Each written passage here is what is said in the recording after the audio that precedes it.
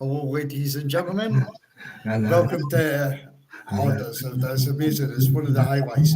Welcome to In the North Bank. End of season review. This one is going to be absolutely wicked. You're going to see tears, laughter, and the journey of a season of grown-ass men coming together and putting a podcast together and speaking as Arsenal fans. So I appreciate every single person. Please leave your comments, get involved. There's the tickers going around. You'll see all the topics that we're going to cover tonight. Before I introduce, I would like to say guests, but they're not guests because I've had to work with them for a year. On my panel, I do have to say one thing. In the North Bank is absolutely disgusted in every aspect of what happened in Liverpool and that disaster of what's happened. 65 people have been injured, and we send our love, our prayers that you all get a speedy recovery out of that Liverpool, and that is first and foremost. Before now we move on to the guests. Des, how are you, bro? I'm amazing, mate. No more needs to be said. Thanks. Richard. I'm brilliant, mate, and cheers. Drink, just having a drink specially for you. Brian. God damn, we're already doing headshots. No, I'm doing good, man. Thanks for letting me come on. I really appreciate it. Sean, I think you're going to be the sensible one tonight. Yeah, I'm praying, Sean. I'm praying. Welcome to the madhouse, Sean. Max, how are you, bro? Good, bro. And I'm not looking forward to the clips later on. I feel like I'm going to get roasted. Believe me, we're all getting roasted tonight. Every single person's getting roasted tonight. It's like we've been at it for 2 hours before this even went live. So, right, guys, I'm going to, like, the first part is the season review of the men, but it would be inappropriate not to speak about the amazing achievement of the women. So, Des, do you want to start off with your thoughts, bro? Mate, I'll tell you now, okay? I'm going to keep it short and sweet, but we did the watch along. Yeah, me, you, Seema. We did the watch along. Max was there as well. Don't worry, Max. I'm going to, yeah. That was the four of us. It was a great watch. What an absolute great game, right? And I'm going to say this, right? All the Tottenham fans are saying that Tottenham have had a better season than Arsenal, right? But as far as I'm concerned, yeah, and the way I see it is the last time I checked, the women's team was part of the Arsenal team. So officially, to me, Arsenal have had a better season than Tottenham, and that's all I really want. But I've got to say, fair play to the girls.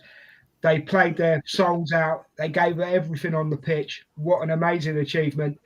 And you can't but show respect for the ladies. You know what I mean? So yeah, that's my thoughts on it, mate. Yeah, no, brilliant. Brian, do you want to come through with your thoughts on the ladies, bro? So I was only able to listen to the game. I wasn't able to watch it because I was hanging a whole bunch of pictures and shit like that on Saturday. But like the biggest thing that I will say is the ladies, like they came so far this year. I mean, with the manager getting fired early in the year and the head coach just being interim, and if she's not signed on a permanent, then we're really fucking up, and I'll have to go talk to my dad about it. But you know, we weren't picked to win that.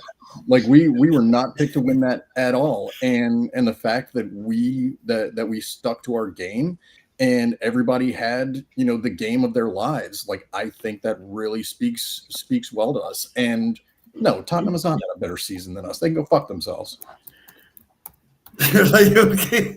When you started that, man, we're speaking about the ladies, but I love it. Sean, do you want to come through with your thoughts on the ladies, bro?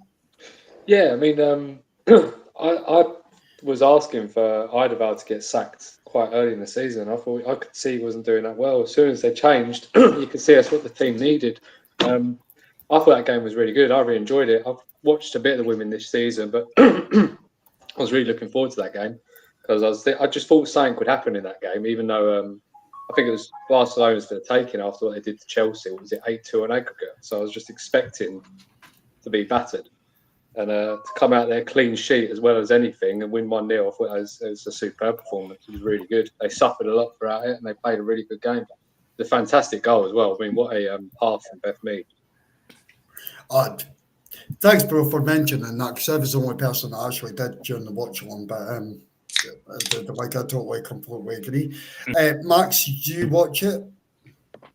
Yeah, I was with Des in the watch along with Seema and was it Rich? You, I believe, for the most part, and I really did enjoy it. It was a very quality game, and the women played very, very well. And I was with Sean for the most part. Jonas being the Australian coach, I was advocate that he lost the dressing room and for Slegger to come in and replace him and win the Champions League in her first season as an assistant coach, might I add, and a former Arsenal player as well, women player. That's huge, and no matter which team you play for. So for me, 100% well done to her and well done to the team. Can we agree now then that Australian coaches are shit? Yeah. Absolutely. Yeah, except Mark, one of them's at Spurs and won a trophy. So I guess apples and oranges, really. No, I would actually say mandarins if it's the Tottenham trophy, but that's different. Richard, you do follow the women's game. Yes. A lot of it, bro. So do you want to give your take, your emotions, etc.? Yeah, I'll say hi to Emerson and Ange first, but yeah, I was on the plane I'll control the show, mate. I'll just ask you your opinion. I got to see the Marnham shot tipped over the bar as we took off from Hungary and went for full match because the daughter put it on my playlist. So I watched it in full. So Richard, when I got can back. I just stop you for a second? So Arsenal women, and you followed them greatly. You went on holiday when we were in Champions League final. Yeah, well, it had been booked last year, so this was never something that we had seen coming. So, the daughter had said, "Do you want to go?" And she looked for tickets but couldn't get them because the idea was I was literally going to try and get an earlier flight back and go straight watch a match and then pop home, but couldn't do it, unfortunately. Brilliant match, and I think it left me in tears, especially post-match with Williamson and McCabe's interviews and the Chloe Kelly's ones as well. I mean, if that didn't bring you to tears, I don't know what they believed the club, and their interviews were brilliant. And it's a massive achievement because Barcelona are the best out there. For the last five Champions League they've been in, they won two on the last two on the bounce, and then between them and Olympic between Lyon and them, they're the best two women's clubs in Europe. Beaten both teams on the route to lifting that trophy. And you've also got to think we're the only team ever to start from qualifying round one to lift a trophy. 15 games. 15 so we've games, broken history there. Yeah, that's amazing. Guys, if you want to fall asleep, come back 8 o'clock tomorrow night. We'll finish this podcast for Richard's finished. I'm kidding, Paul. Well, we'll be talking about going to sleep later, I think, won't we? Yeah, no. Like, all this is going to come up. And I wasn't even on that show, so it's not my fault. Yeah. Paul, what was your emotions and thoughts on the women winning Champions League? Just confirming you can hear me, yeah? Yeah, we can. Yeah, we're not doing this like a 70-minute podcast with no sound, bro. It doesn't work. Yeah. I promise you. All right, it's not a Mark show. It's yeah. No, mine's works. No, I was sitting there watching it with my little one, and yeah, look, we went to the Lyon game. That was really good at home, but yeah, obviously not the performance that we needed certainly to go into the final. They turned it around in the second leg, but that was fantastic. I thought just the whole kind of way the team set up to get around, dogged defending. That's how I look at it, and I think that was a proper old school Arsenal rear guard action where constantly on the ball, constantly making challenges, and Barcelona couldn't get out of or into another groove to try and make any difference. I thought it's just an all-round fantastic display. Certainly being underdogs the way they were, because no one gave us a chance in hell. Considering Barcelona had been, I think, average of 4 goals a game this season. Yeah, we were probably nowhere. I can't remember what the betting or the odds were on us to win, but I think it was something crazy, certainly for a final. Yeah, 100%, mate. See the one, I'll just give my brief thing in because I think you guys have covered it perfectly. But the first time I ever heard the word suffering in a football match is obviously from Arteta, and I've heard it no more so than from the women. And in that final, that's where we sum it up. They suffered, but they controlled it, and it was just spectacular. And I had tears coming down. Sorry, guys. Yes. So I actually had tears coming down because suffering is is absolutely the key word, and the women suffered during that. But in the final, I felt it was absolutely amazing. We're going to go into the men's game, and I want to add context to the season review, and then come to conclusion. So I'll come through everybody. I'll come through every single person. Injuries. Do you think it had any impact? And I'll start with you, Richard, on this. It meant we weren't any closer to Liverpool than we should be. It didn't stop us. It didn't cost us the league title. Inconsistency cost us that, but it did mean we weren't closer to challenging them, in my opinion. Sean. Yeah. Injuries to you, how much an impact do you think that it had on the season? I think it pretty much wrecked the season, to be honest. Having no striker for half a season is like we've literally played a centre defensive midfielder up front for 5 months, still managed second place. So what would we imagine with a striker up front? Losing our best player right wing for 3 months, losing defenders constantly, it all adds up. And I think, what was it, not too long ago, Liverpool had quite a bad injury crisis and they finished 4th, 5th. We've still managed to finish 2nd. So credit to Arteta in doing that. But yeah, I think the injuries have really hurt us. And then, on top of that, we've also got the shit display of the refs. We'll touch that next, bro. Max, you're thinking on the injuries and the impact it's had on our season, bro?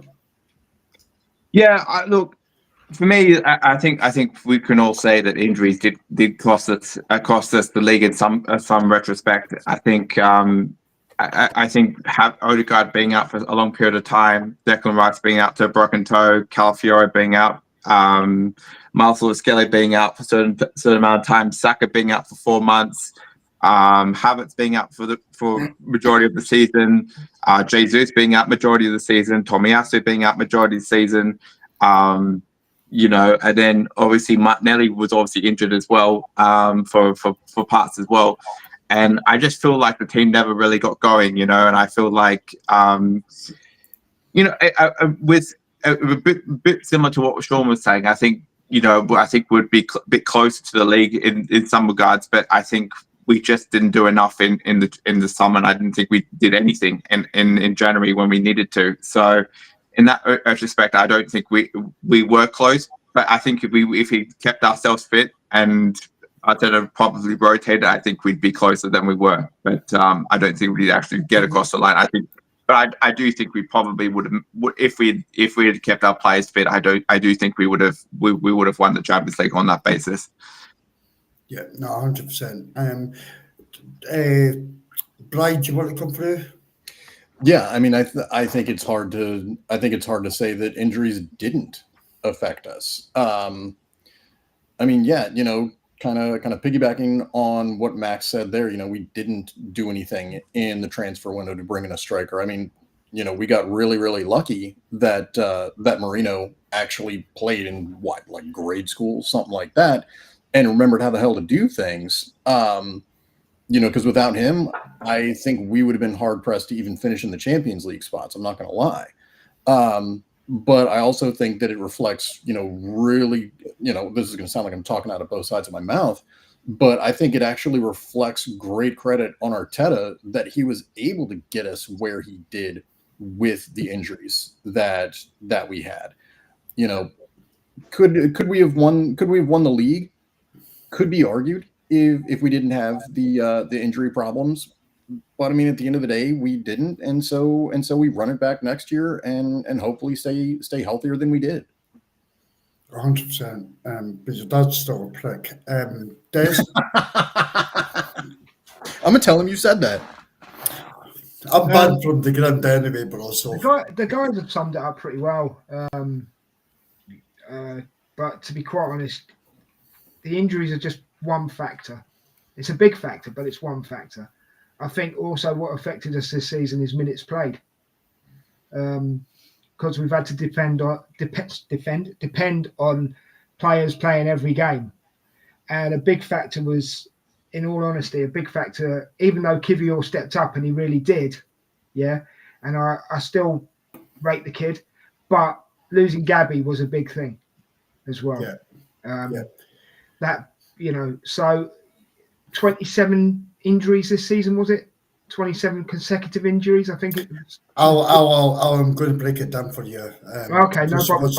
Once that's done, I'm going to let Paul go, and then that's fine. But the injuries were a big factor.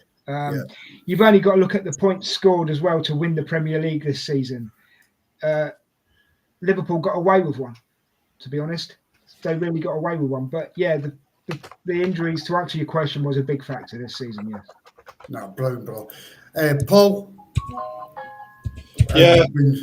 When you stop going on to certain sites that you shouldn't be going on, can you give us a breakdown of the injuries?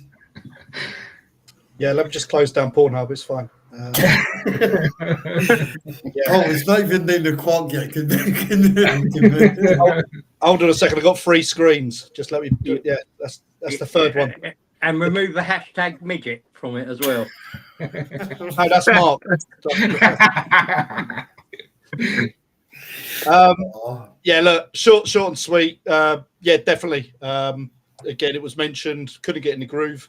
I think that plays a lot down to the chemistry of the team. Look, we were always going to be short because of what we didn't do in the windows this year. Obviously, the number 9. But yeah, to then lose the players that are then kind of coming into the squad to try and alleviate those kind of goals that we're needing from that number 9, then getting injured doesn't really help. Odegaard going injured. Yeah, obviously Havertz finishing the top scorer, being injured. Saka being injured. Gabriel getting a double ACL. Look, all of it's not helped one bit. Look at Ben White. Even that, and you look at before the start of the season being that first choice right back. Yeah, oh, it's got to play massively, but we've lost the league by 10 points this year.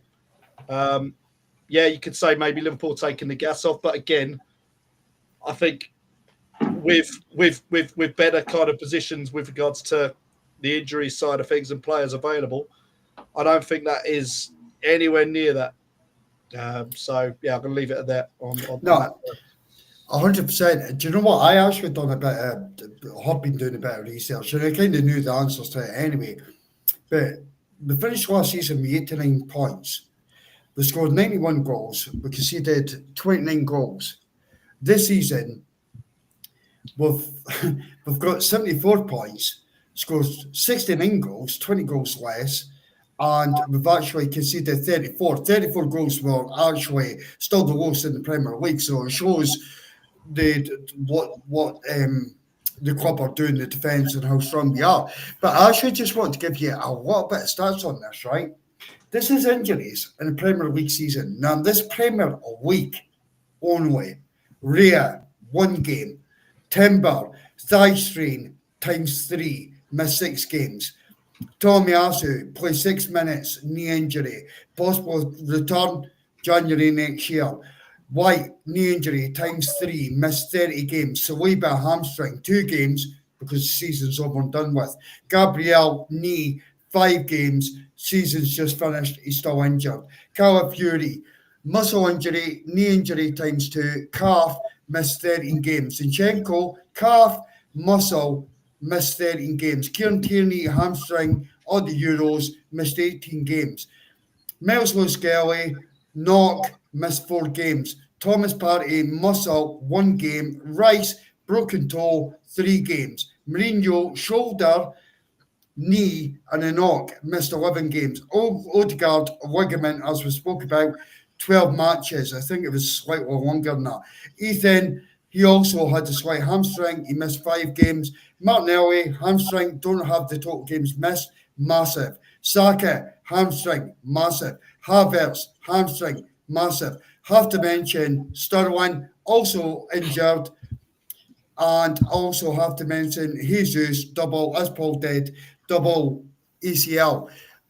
I want to bring that up because there's a lot of podcasts out there at this moment in time, and people say you're making excuses. How can you make excuses for that list?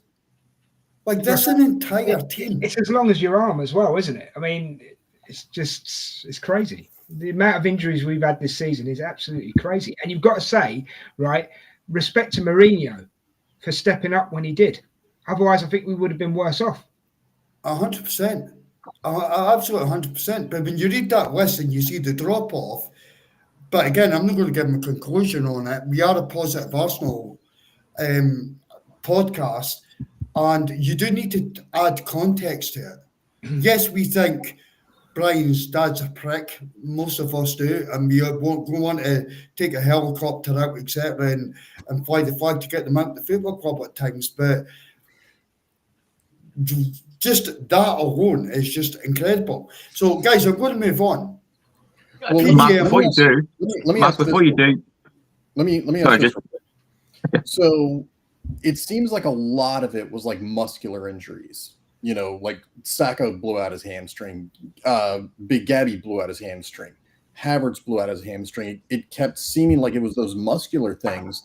And so, you know, we were saying that Arteta played the same people over and over and over. And so, you know, the minutes built up, you know, but do we also think that there may be something off with like the training regimen, or like maybe the medical staff is as good as we want it to be? Brian, that's actually a brilliant comment. And like him or hate him, and I do not like him, but Rodri actually came out at the start of the season and he complained massively about the games that you need to play and the pressure that you're under. Within 2 weeks, he went down with an ACL and he was out. Manchester United today, yes, they're a laughing stock. They've just played in a charity cup final, whatever. I don't give a rat's ass about them. They're actually playing in Malaysia today. These games are piling up and piling up and piling up. And when you're trying to be competitive and players are demanding more money, Like this is the reason for it. But at one point as well, Mark, we were playing 3 games a week. Well, that's how it felt. Felt like But Arsenal no, playing. be happy. No, I've been Yeah. playing 3 games a week. Yeah, do you know what I mean? And then the fans suffer. Like, there's another side to this, and we'll touch on it later because I want everyone to come through. The fans suffer because every game that Arsenal play, there's a cost at that. And with the podcast will unfold the cost of supporting Arsenal, not in depth. But so Brian, if you could get in touch with your dad, if you eventually answers you, can we get some money back? I mean, he's not answering my calls and texts. You know, maybe I got to email him. Like, I'll see what I can do. Yeah. So, Mark, what I will say though, my point was, I think obviously with not having proper squad rotation, Arteta not managing the squad properly, obviously in terms of signings and whatnot, playing three games a week, certain players going on international duty when they didn't need to go on international duty, like the likes of Saka playing meaningless games, Declan Rice playing meaningless games, Odegaard getting injured for Norway, and all these things sort of accumulate over time, and with them playing so many games, it's really hard for these players to stay fit and to maintain their fitness, because if you actually watch how we play, Saka does so much tracking back. He does so much, right? Running back and forth down the line, right? And he's majority of his time is covering for Ben White or Timber, whoever's playing at right back at the time, yeah. And he's expected to go run up the field and be in the area so we can long ball pass to him in the box or cross to him in the box, you know. And I'm just concerned that he's getting burnt down. A lot of these players are getting burnt, like the likes of Jurriën Timber, the likes of Ben White, the likes of Martin Odegaard at times when he was asked to go and play 3 different roles at times during the season. That's obviously affected us massively, right? But also, what I will say on that, is that when you talk about what the certain issues of the season has been, I think referees' decisions have also got to come into the equation. Max, we're going to touch that. So don't touch into referees. That's next. Yeah. Max, don't empty your head all in one go, mate. Yeah, but Max, I actually think that there's things a bit deeper into everything, and but anyway, I appreciate that take, Paul. I'm going to come to you. Moving away from the injuries and going to PGMOL, and at the start of the season, we've seen 2 major rules that came out.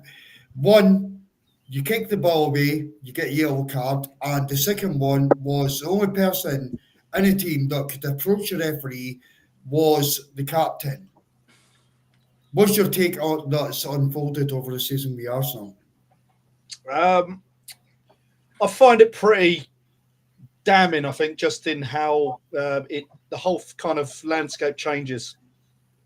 And I mean, look, you play the first 5, 6, 7 weeks of the season. It's officiated under a guideline made up of loads of rules that have been agreed at the start of the season. Certain teams get punished for those rules. And then 4, 5, 6 weeks later, those rules then get watered down, diluted. Those same instances that have affected 1 team or 2 teams, 3 teams are no longer being punishable. That's my concern with everything on that side. How is that fair across the whole board over a 38-game season for everyone? You then look at the use then of VAR and say offsides. I look at that now. They've just brought in the semi-automated halfway through the season, or not even halfway. It was obviously about 5, 6 games before the end. And then where does it change? Look, I mean, I don't know. It makes no sense from it. You either commit to the rules at the start of the season, PGMOL and the Premier League then adhered to those rules, played a season in the entirety with those set of rules. They then go straight to task pre-season to suddenly say, yes, this doesn't work or this hasn't worked. These are the problems. Correct them before the start of the season. Have a vote with all the clubs, all the members of the league. Job done. Signed off. No rule changes. There's no kind of leeway then. Everyone knows where they stand. At the minute, no one knows what's going on. And every referee, I don't think, can keep up. I think that's where you get the inconsistencies, because no one really knows what kind of rules they're kind of following or adhering to, because every week or every month or so they're being asked to either tone it down or do something else. I don't know. That's my take on it. I think it should be cut and dry. Start the season. No, 100%. I would agree with that. Sean, what was your take on what PGMOL? Well, Howard Webb's the issue for me. He's an ex-copper and he runs it like it's his copper firm. They all stick for each other and they all look out for each other. I can't really stand them. The Rice one killed me. I was at that game. I remember him going down the corner, so I thought, well, now's a great time to go for a piss. Went for a piss, looked at the screen, thought, oh, someone's been sent off. Back to my seat and see Rice walking off. Like, what the fuck's happened there? And you see he's tapped the ball. No one, like in any team, wants to see players getting sent off for a tap or kicking the ball away, regardless. It's the most pointless officiating rule that they brought in. I just don't get why suddenly at the start of the season they made such a big deal about kicking the ball away. No one moaned about it last season. No one's been moaning about it. They got balls all around the pitch for someone to pry it back on, and then they tell the ball boys you can't throw the ball back on anyway to speed up play. It's just like they just irritate the hell out of me. I think VAR's run. I actually don't have much of an issue with VAR. It should work. It doesn't work because of the people that are running it. It shouldn't be a matter of a ref being in that VAR room for me. There should just be someone in there that can spot something, speak to the ref there and then and say, look, you need to look at this quickly. I don't know why the ref has to go to a monitor. I don't know why. We all have smartphones these day and age. Why has he not got one attached to his arm and he can just review everything he needs to there and then quickly as he goes? Like the fact that it's got to go and they've got to sit there for how many minutes, VAR getting in their ear saying, oh, this is what I think. It should all be down to the ref. Every decision should be the ref's decision. Like, you're going to get inconsistencies in referees because some are lenient, some are not, kind of thing. So to then bring another ref in a VAR room giving his opinion, and then his opinion always outweighs the opinion on the ref on the pitch. I just think it's all done a bit wrong, and I just think it's all over fault. And it's just that I can't stand PGMOL. I can. Do you know what? Max, you want to come through with yours, and then we'll go to Des. I think also for me, I think the on-field referee does affect the VAR's ultimate decision. At the end of the day, I think what they say and what they do is ultimately what the actions of the VAR take. So, for example, if the ref on the field believes that there's a potential serious red card foul, right? They take their words into account rather than what the actions on the evidence tells you. I feel like there's certain decisions this season, in particular, when it comes to us, for example, where you talk about the Miles Skelly red card, you talk about Saliba red card, you talk about Declan Rice having the ball kicked off his leg and then going into a tackle afterwards. You talk about Trossard's red card against Man City. I could think of so many other decisions this season that involve us, right? And I feel like with VAR, it's very much what Sean was saying. I feel like it's just a very big cult where they basically, all the referees are basically protected, and they are afraid of calling out their mates because they're scared about making them look bad, and more than the actual evidence. And I just feel like it's one of those things where, again, as Sean said, it's not the VAR, it's the people running it, and the people who are running it obviously are using. When you slow it down certain footage, it looks worse than it actually is. And that also affects people's decisions, and it's very much a perspective, not so much an evidence-based thing. It's about what your opinion of it is, instead of the actual facts of what the actual incident is, right? So yeah, for me, I think if VAR is gonna stay, I think they need to, as Paul said, need to be consistent, where they go and sit down with clubs and say these are the rules, right? So everybody knows the rules, and there's no guessing and going, oh, okay, well, I didn't know that was the rules, you know, and then we move on, you know. So for me, that's how I think about it. Des, for you, bro.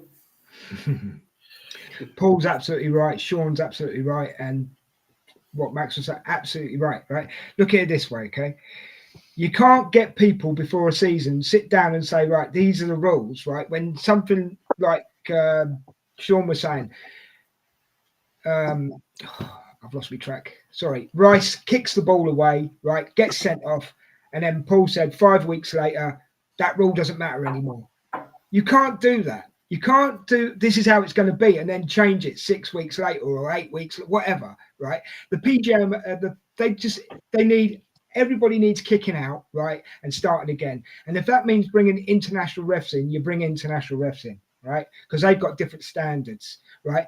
This ref watch is an absolute joke, because every time someone gets a yellow card, a red card, whatever the case may be, that bloke who does that ref, is it Webb? Yeah, the bloke who does the ref watch is saying, well, I wouldn't have given a red card. I wouldn't have given a yellow card. So you're making mugs of yourselves.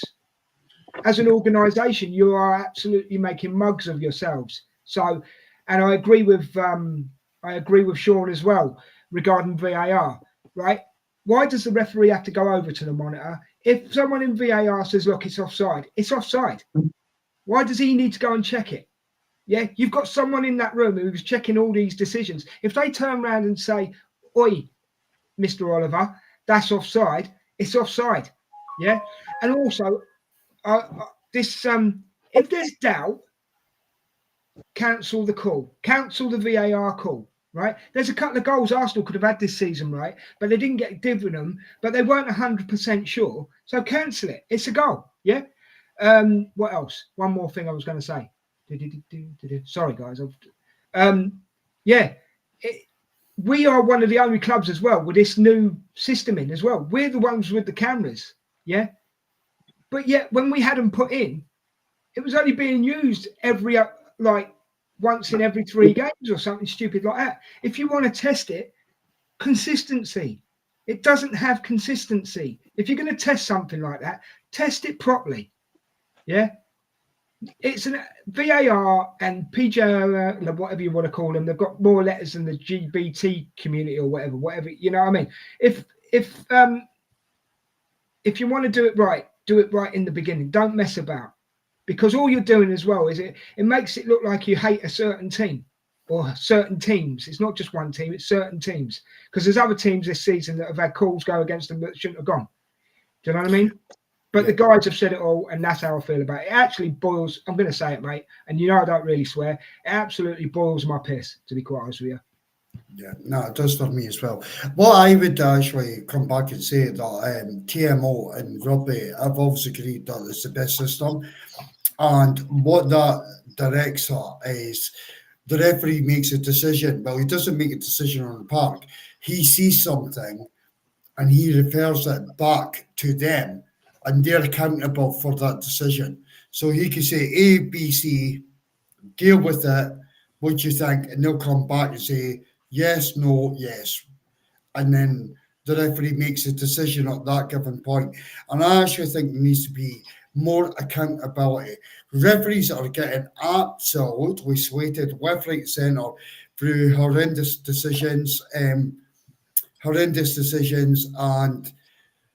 yeah, it's sad. It's sad that this is still going on in the best league in the world, in my opinion. The most money in the world, in any league in the world, is still happening, and I agree with everyone. I can't, Paul, 100%. If you make a rule at the start of the season, you've got to fulfill that for the full season.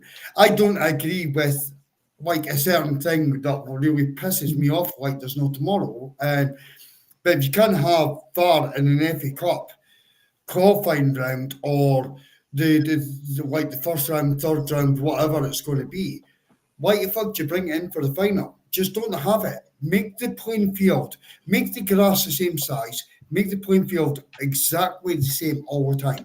And it is like that boils my fucking piss, Des. Like there's no tomorrow. So, guys, overall, I just a quick summary, because we are a good bit into the show. Quick summary. Premier League only. Please keep the European part out of it because we're going to go into that next. Max, what is your take on the Premier League this season? Have we regressed? Have we progressed? Stayed the same? Like, what's happened to Arsenal this season, mate? I think in terms of the Premier League, I think obviously there's been a bit of a drop off in terms, but as I said, we've touched upon the reasons why that is in terms of injuries and everything else and player performances and whatnot. But I feel like with Arteta in terms of obviously his injuries and whatnot, he's done such an amazing job in terms of keeping us within touching distance, so to speak, in terms of staying with Liverpool, right?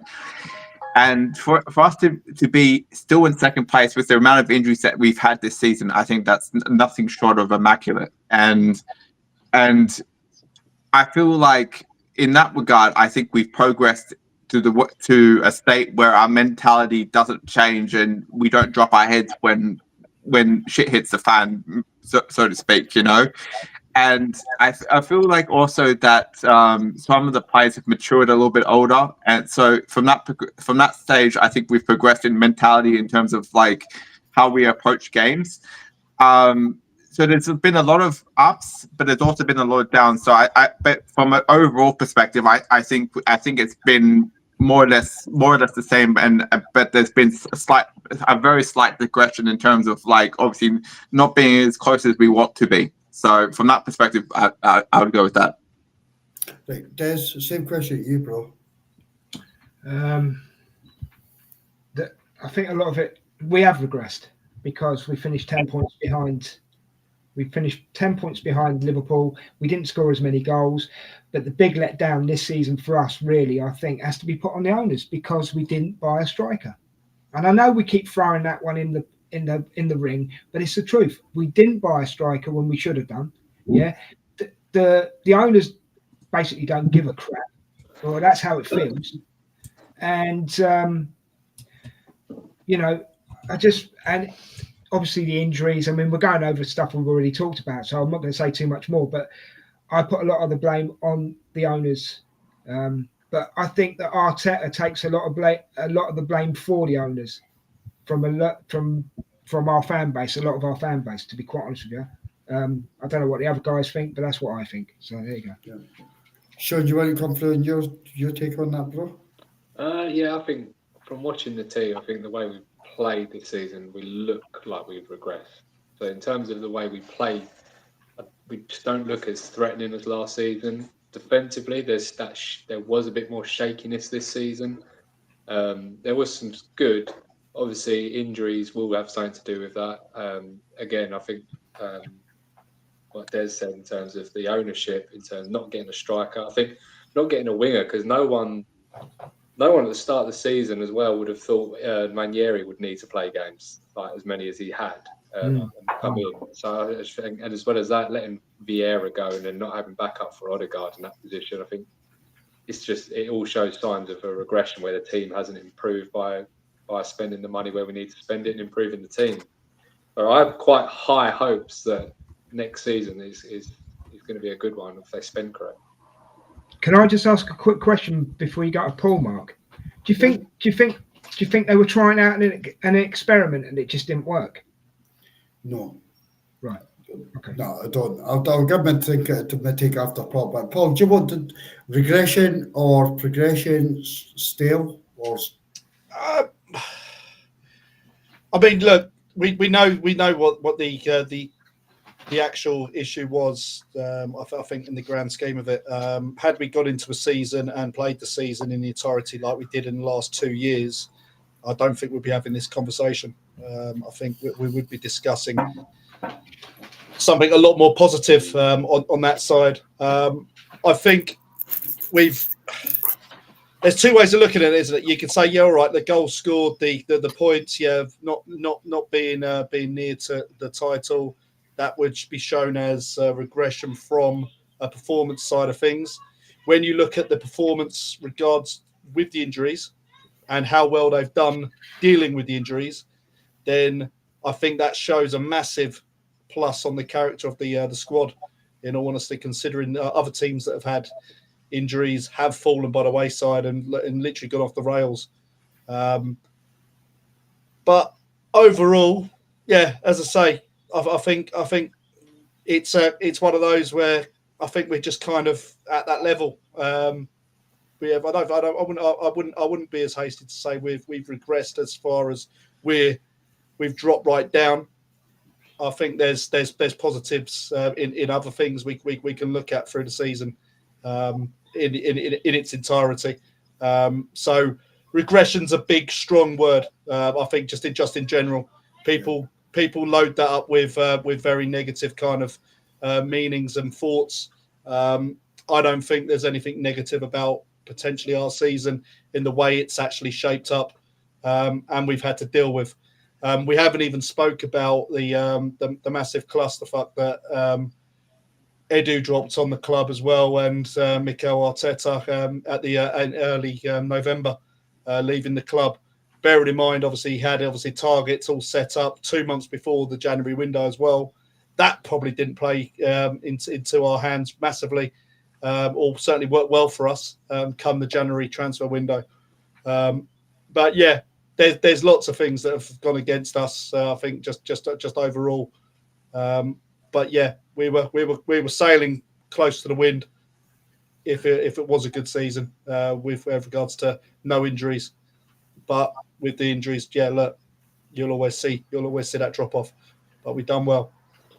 Yeah, do you know what? It's actually funny that you mentioned Edu, and that goes back to the Cronkies for me, Paul, and that is a podcast in itself. So if you ever want to host that podcast, we'll get my American brothers on and we could actually go through, because I've got a massive thinking on that. But I actually think that we made progression this season. And I'll tell you why. I'm going to give my final summary at the end, but I'll tell you why I think we made progression. When I read off, and I get slated on Twitter, social media, etc., for my love for Arsenal Football Club. But when I look at the injury, sorry? Not your height. No, that won't cause for you guys. That won't cause for you guys. I'm just checking. That's nice. Fine. Carry on. It's fine. Absolutely, dickhead. Anyway, but I'll be that. Guys, second part. This is going to get extreme. But I actually think, and you all put me on the fucking train. I thought you dick. I actually think when you break down, like, I've tried to analyse in my own head, Arsenal Football Club, like, why would you do that? If you go back and you watch the summer, like, transfer show that we did, I am losing my head at that point. And I watched it back the other night. I'm losing my head. Fucking Raheem Sterling, why are we doing this? And, yeah, Paul, I'm going to kick you later for that, and Aisha. But anyway, to move on from that, like, at that point, I'm like, why? You're just so close. Arsenal, we're starving. We are starving. And then you see nothing happening. You go into January, nothing happening again. I think that I honestly do believe that I think there's got to be an aspect of financial fair play in there. I think that's the only reason that Arsenal would not do that. I think that's it. I don't think whoever's got the car outside their house. But anyway, thank you for that. whoever's got the financial fair play aspect, I think that must have played a part. It must. Stop putting that up. Stop putting that up. I think there must have been a part of that, or Arsenal would have done it. I don't even think Kroenke Jr.'s dad would actually stop it. You'd be naughty. Kroenke Jr.'s dad would have actually even held us back this much. Bob, don't you do it either, right? I don't think that he would have held us back as much. So I do think there must have been a part of FFP. And I'm trying to take off my bunkers and think what part's excuse and what part is actually real. But what I've seen from Arsenal this season and Arteta and these players is nothing but genius. I'm going to suffer with you. Suffer. I used that with the women. They're suffering. We're suffering. We suffer together. Move on to the next point. Just on that, just to quickly wrap that up, since every time I'm going to speak tonight, the second half of the show is funny, but these guys are already kicking off. European run. Sorry, Brian, I've got you out of like kit. Brian, you do not know this, right? But see, in the second half, I've done you like a kipper, bro. And if you don't know what that means, Google it. It's Scottish. Right, European run. Sean, you're the only person giving fucking like any sense tonight whatsoever. What did you make it? No, dude, you guys are wankers. Sean, European run. Yeah. What did you make of it, and like where did it break down in the end? I think it's Arteta's best run in terms of European competition. I think at home Real Madrid is probably the highlight that I've ever had at the Emirates. That was just an unbelievable game to attend. I just think we got stuck at again. Injuries have hit us at the worst time. I'd love to see what we would have done against PSG had Gabriel started. To have him there on the set pieces and just in terms of defence, I think could have been enough to get us over the line. Really, I think PSG will probably go on to win that. We just got unstuck there, but everywhere else, I think we've been brilliant. We lost the one game in the league stage to Inter, which is completely understandable. That team's in the final. Other than that, I think it just suits us a little bit more. European competitions, we don't play those low block teams where we have to sit there and pass around trying to get through them. Teams tend to come out at us, and that always suits the way we play when teams come at us. So I think Champions League should be something that we should always aim to get to the semi-finals for at the minute while we're playing the way we are. So yeah, I think the European run was really good. I'm quite excited for that next season. I think we should always be there with this team, semi-finals, final. Yeah, no, 100%. Max? I think what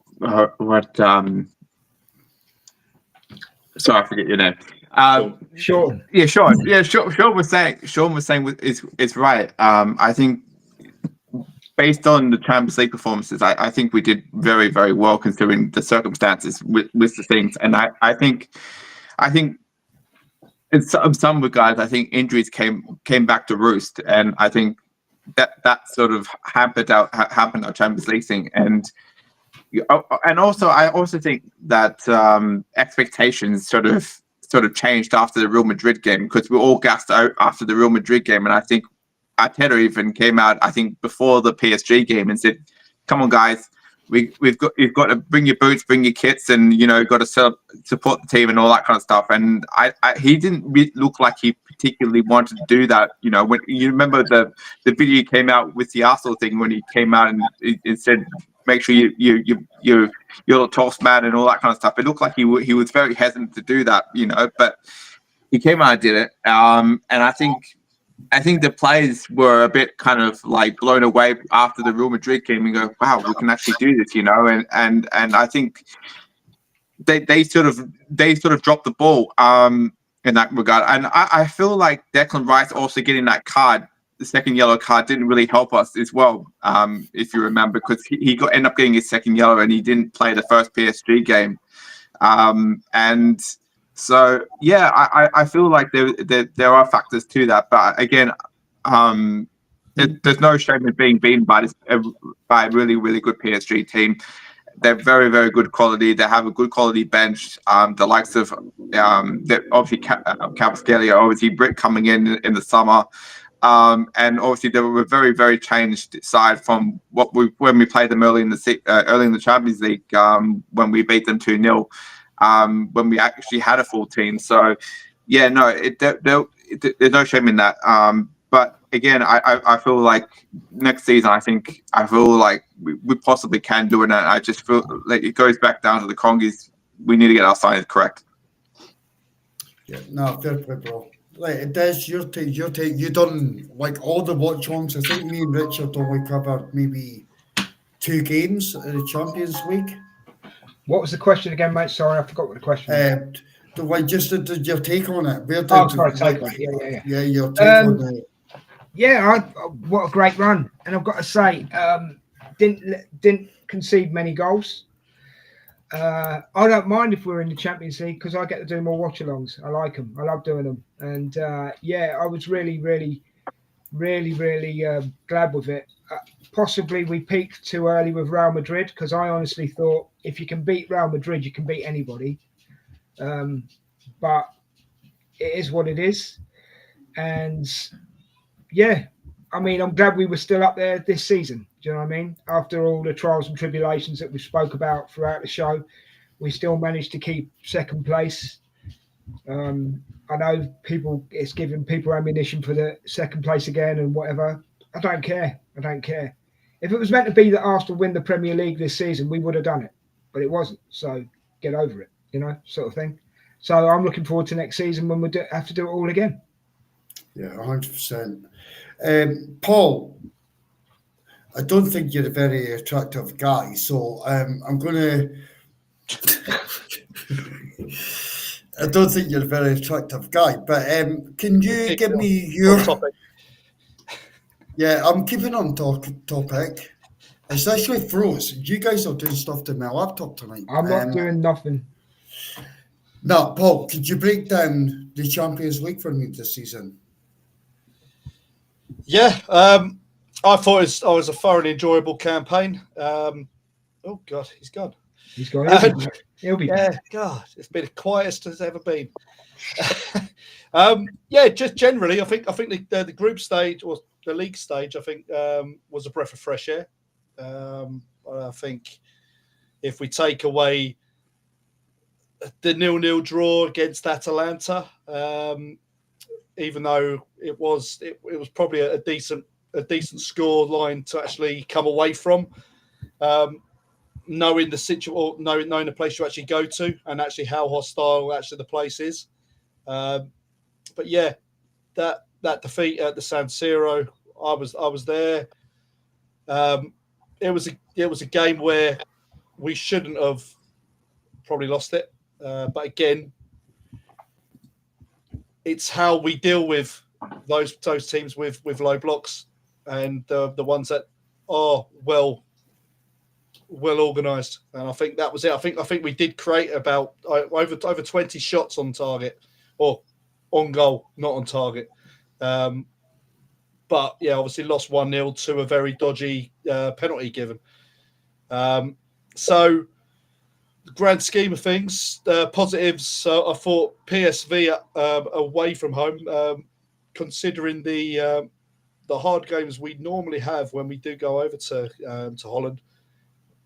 Doesn't matter who you kind of come up with. You're normally up against a hostile crowd with a team that is. And as we saw in the Europa League season before, I think we played them last. We played them last year, didn't we? Yeah. Yeah.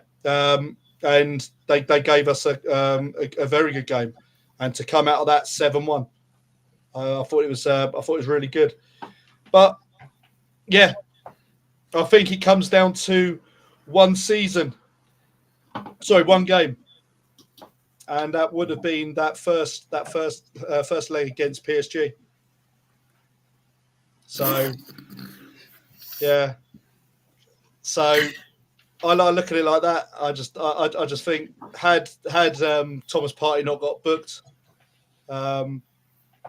yeah, in the Bernabeu, we would have. I think we would have won that game in the first leg. I don't think we'd have conceded a goal that early. But it is what it is, and there's such fine margins in it all. And Paul, could you speak about what was this like?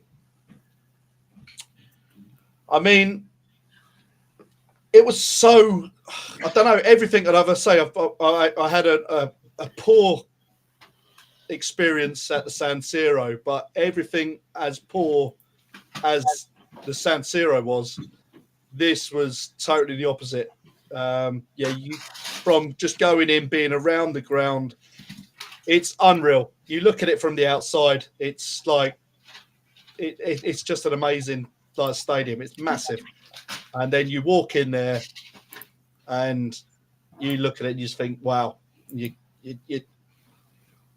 atmosphere, everything. It was my best away game by far, and obviously that comes with the result.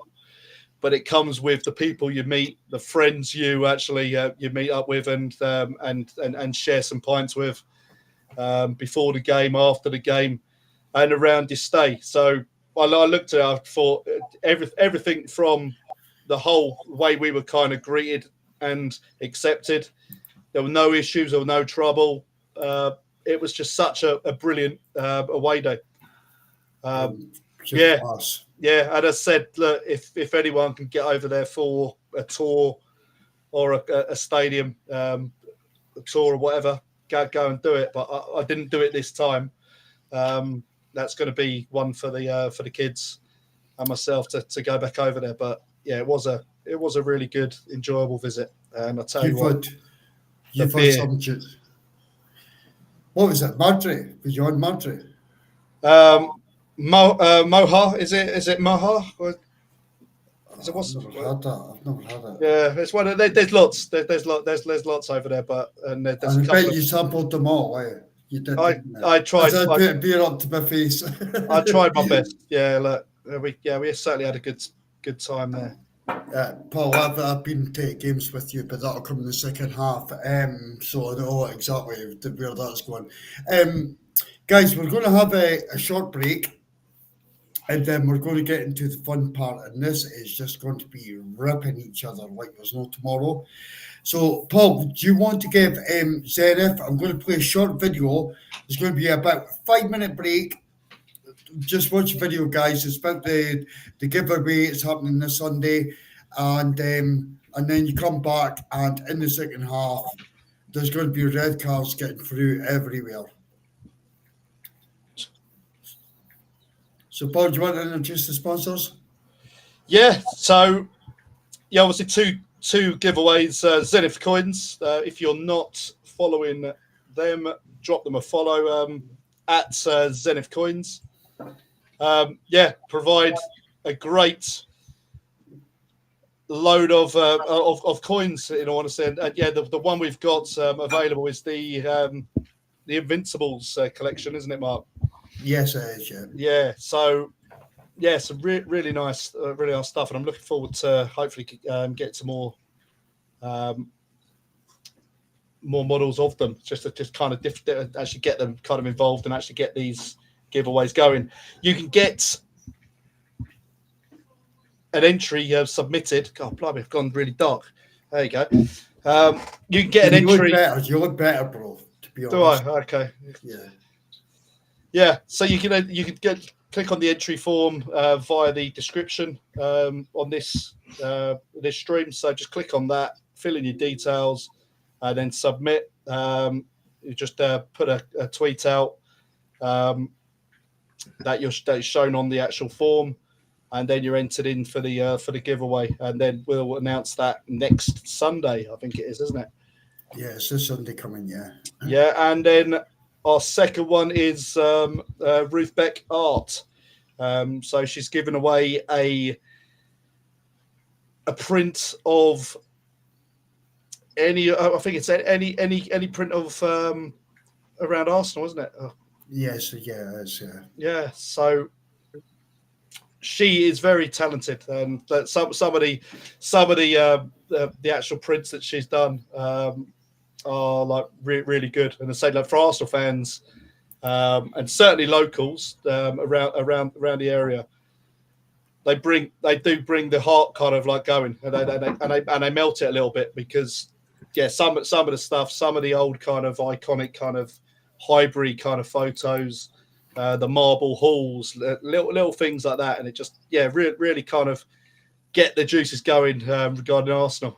So yeah, drop her a follow as well. Ruth Beck Art, I think, is her handle, and as I say, details are in the description as well. But you could do exactly the same. Click on the link and just fill in the details, and then add your name on the list for the giveaway. So yeah, get involved. It don't take long, and yeah, a print or the coins will be on your way once we announce the winner come Sunday evening. Yeah, no, thanks for that, Paul. Sorry, guys, I'm getting technical issues. Right, we're going to have a short break because we're an hour into the show. You don't want to go away. The second half of this show, the gloves are off, and it is just going to be disaster after disaster after disaster, us going for each other. We all kind of know what's coming, so just stay with us. Guys, Sean, Max, Des, Paul, go and grab a beer, do what you're going to do. The video is going to be on for like 5 minutes, and after that, we'll come back and be straight back in the show. A number without ripping that box if you can. Yeah. And look at that. What's the box made of, Richard? Looks like that's a bit of leather on it. That it feels like leather, yeah. It smells like leather as well. And then you open up, first thing you see is your certificate of authenticity, which you can see on that one, gives you a number. It's a limited edition 0237 2004 Invincibles. Brilliant. And each coin then comes in your plastic little bag, and I will open these. I'll keep these bags because these are useful. But this is the first one, and this is in a plastic, so in a plastic container. So it doesn't get damaged. Yeah, and on the back is the Arsenal gold. That's outstanding. Yeah. And what's on the front, Richard? That's the Arsenal team, Invincible team. Superb. So that's that one. And this one is the Wenger one. I'm just unbagging. And again, all in a plastic. Yep, outstanding. Yeah. And again, the back is the gold Arsenal crest. Superb. And this one, I really lovely, and yeah, and I mean, I'll show you the back of a box in a minute. That is literally, you've got that crest. Yep, that's beautiful. And then you've got a smaller version on that one. So it's a double gold Arsenal cannon. The one we really sort of, the 49 game unbeaten. Yep. And again, the gold crest on the back. Superb.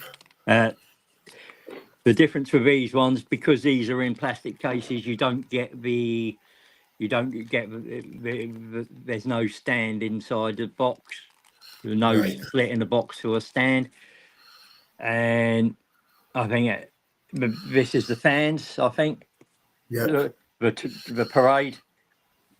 Oh, superb. And again, nice cold. They're all in the plastic to keep them. And if you can see on the box there, it says Invincibles in gold lettering, and it's like a silk little backing, and the base embossed with the Invincibles 2003, 2004. That is literally what you're getting. That is outstanding. Honestly, that is honestly absolutely outstanding. Do the weight of the coins, Richard? Could you explain that? Yeah, I mean that is quite heavy. You with the plastic casing as well. I mean, the coins on themselves are really heavy, but that's just added to the weight. And yeah, I mean, you can see the detail that goes into into that, and it very good quality.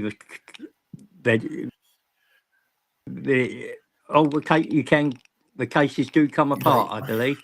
There's a little slit on there, so if you wanted to take them out the cases, you could, but I won't, because I think the cases make that just a little bit special, and they fit in there. Each of the, as you can see, each of the holes here, each of the has a little hole to the side, so you can pull them out to look at them and show them off. They're absolutely standard. Yes, and that is the back of the certificate coin, and that's the front. As you see, I think if you, it's quite hard to see, but you can see the authentication number, limited edition set, and as I said on my one, it's 023. So there it is. It's 0237 2004, and that tells you what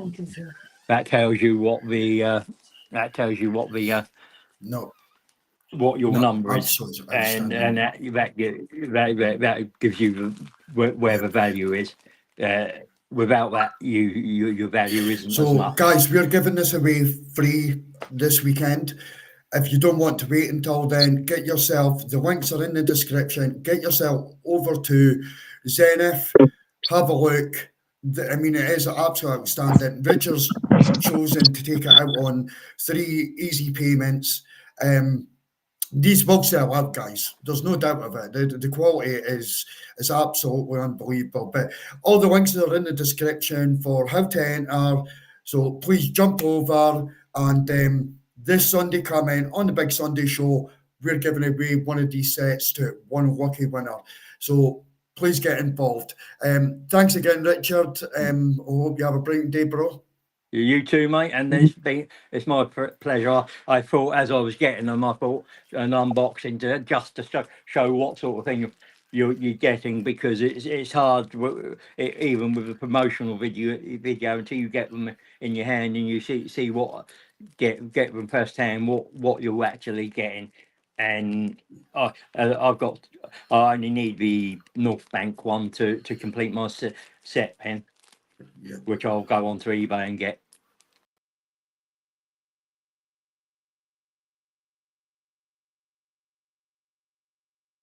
Guys, it is an amazing set.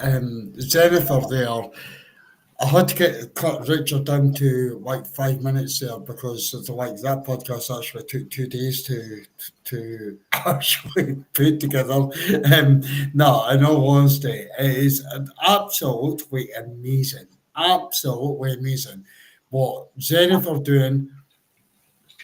The giveaway itself, I cannot believe that we've got it in on the show. I honestly cannot believe it is absolutely brilliant. So please just go in the description, follow the steps, and you're there, and you can win this.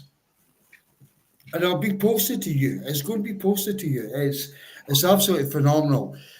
The second part of the show, I don't think I'm looking forward to this in any slight way whatsoever. I see Max's cheeky smile. Sean is a bit more reserved. Des has got like the cheekiest smile in the world, and Paul's done a runner. Paul's done a runner for a minute, but he's going to come back for the second part of the show. I've no doubt whatsoever. I think Brian will come back up as well. Here's Paul. How far is that? I think Brian will come back up as well. So we're going to crack on with the second part of the show. God help us. Guys, enjoy.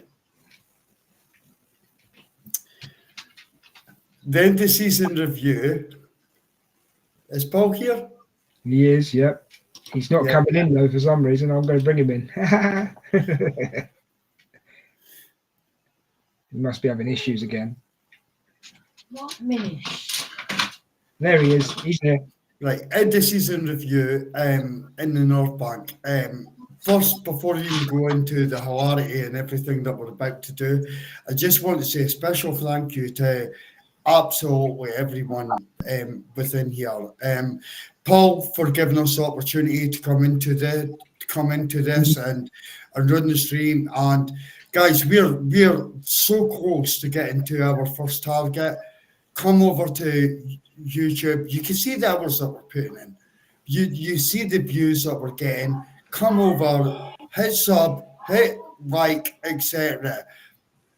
It's just Arsenal fans speaking Arsenal, and we absolutely love it. We absolutely love it, but I'm dreading this. Next slide.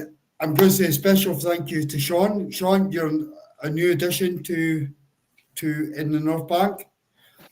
Had the privilege of doing that show with you of your dream transfer window. I'll cook Paul on his after this. Well, not after this, during this. But it was absolutely brilliant. Sean, your knowledge is great. You're absolutely a passionate Arsenal fan. We want more people like you, Sean, on the channel. So, guys, if you want to get involved, DM Paul, DM me. Just get involved in all of this.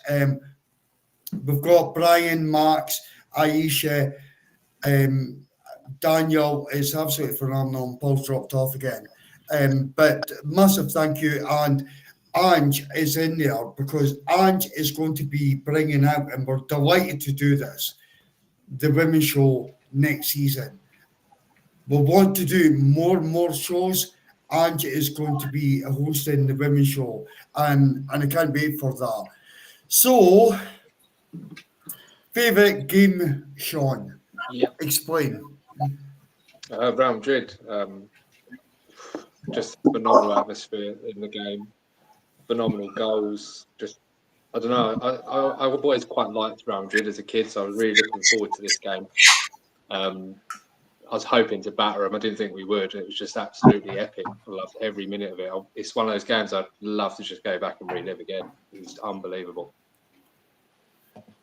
It was phenomenal. See, the only disappointment I had that night, Sean, but it is Real Madrid, is the fact that we didn't win 7-0. Because I thought that we played that well. Yeah. But if Arsenal had came up that game 7-2, I don't think anyone would have been surprised. Yeah, I mean, it's the free kicks as well, which is unbelievable. I remember sitting there. I think I've got a video somewhere of just my face, like I was in shock as the second one going in. It was just like, unbelievable. It was incredible. The screams in that stadium were like nothing I've ever seen before. Just unreal. The atmosphere. How would you explain the atmosphere of like the build up during it? It was just epic. Like literally everyone in that stadium was just bang up for it. Like they've never been.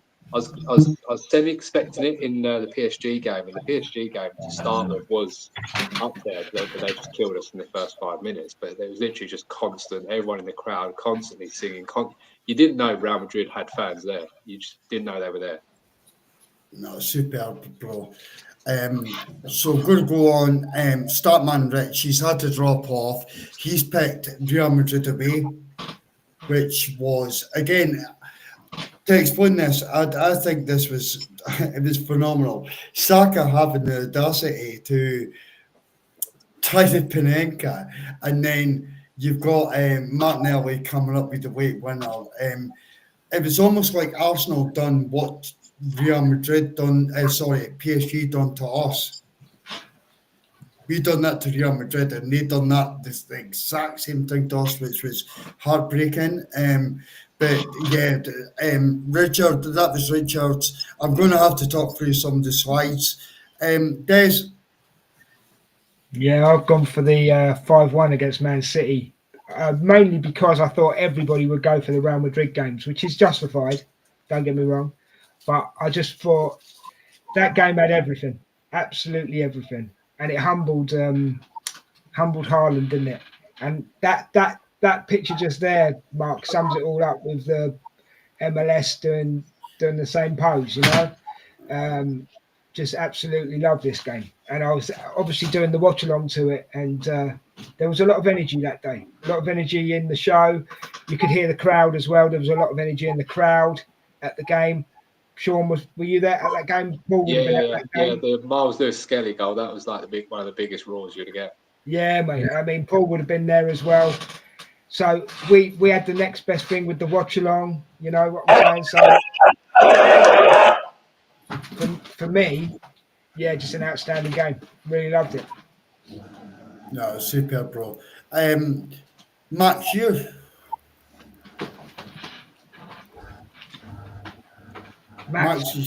Max, wake up. Yep. I was just waiting for the slide to load.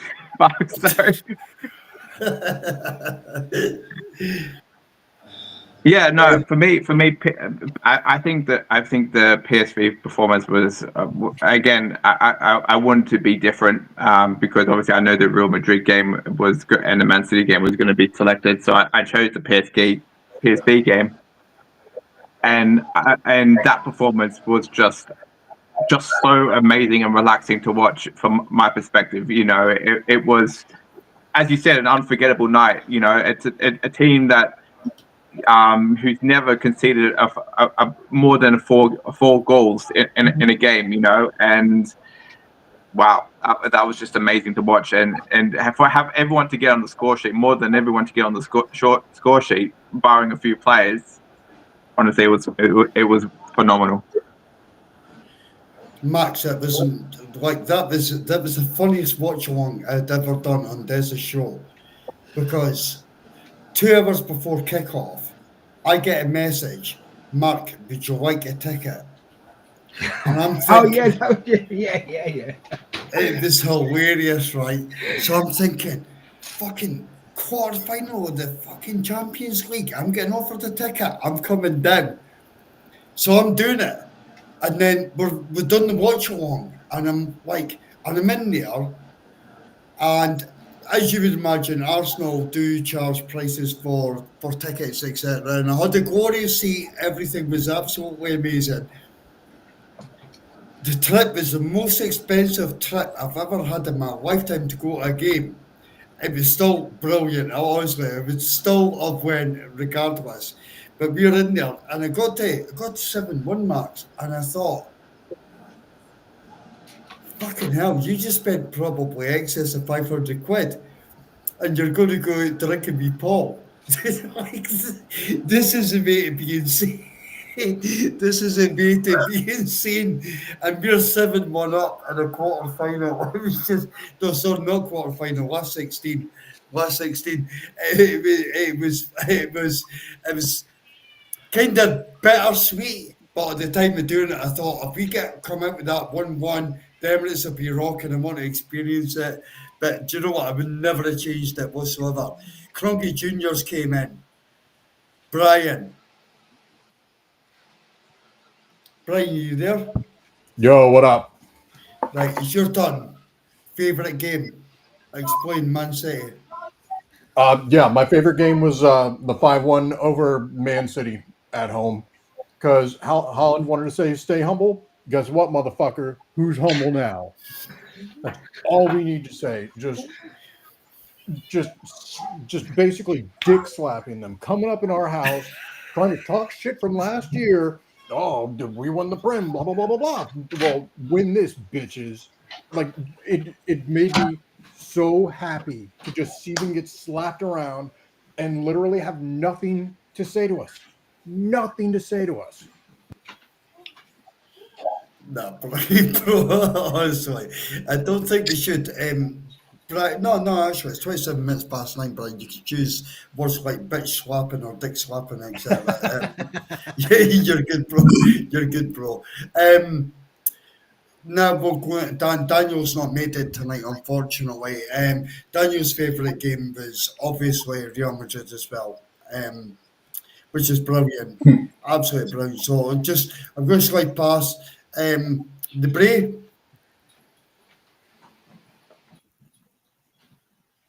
Yeah, I'm worried about the Man City game because, like I said, that game brought a similar kind of atmosphere, I think, to was. And look, the celebrating the goals just like they were the same kind of game. To finish it off 5-1 was really good, that City game. But yeah, I had to go with just this because again, I think we were set as underdogs. I still don't think a lot of people would have given us a lot of credit trying to get past at the start, trying to think back that far and just say were we talked down, were we really kind of put down, or were they always they're not that great, Real Madrid, until we actually beat them, and then it was like it's been tried to be watered down a little bit. But yeah, just on the free kicks, how it was. Hopefully, this doesn't mess up your slide, Mark, but you might have to just double check. But this.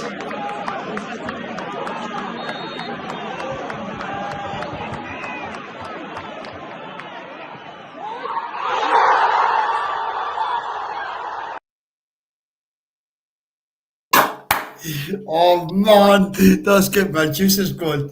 Hello. Can see me coming. Yeah, that was total limbs, and they're what football's made of, and supporting your team and having those kind of memories on match days, and yeah, to see him do one and then go and put that one in just made it even more special. And then top it off, going away to the Bernabeu as well, and actually seeing us do the job and finish what we started. For me, that was the experience. Favourite game done, completed. It was, do you know what? It was unbelievable. And the watch along itself is hilarious. Just one word, guys, because I'm going to keep my answers short. Could you guess? Just one word, one team. That's it. No explanation. To keep this short. What's my favourite game? Chelsea. Chelsea for you, Max. Was it the Spurs game? Spurs, Des. No, I'm going to go Man City, mate. Sean. Madrid. Paul. Preston. You fucking dickhead. You've seen these slides. Paul's actually seen the slide. Mine's just pressing thing. No, I didn't. That was a guess. I've seen your slide. Of course I haven't seen your slide. Fucking dickhead. Right. Paul's got more access to this channel than I do. My favourite game. My favourite game is Preston North. My favourite game is Preston North End, and I'm going to bring this down. Now, obviously, magnitude of Arsenal playing Real Madrid, smashing them twice, etc. Of course, I knew Algiers would do that. But this game, my favourite game, it was my first ever Arsenal game away from home.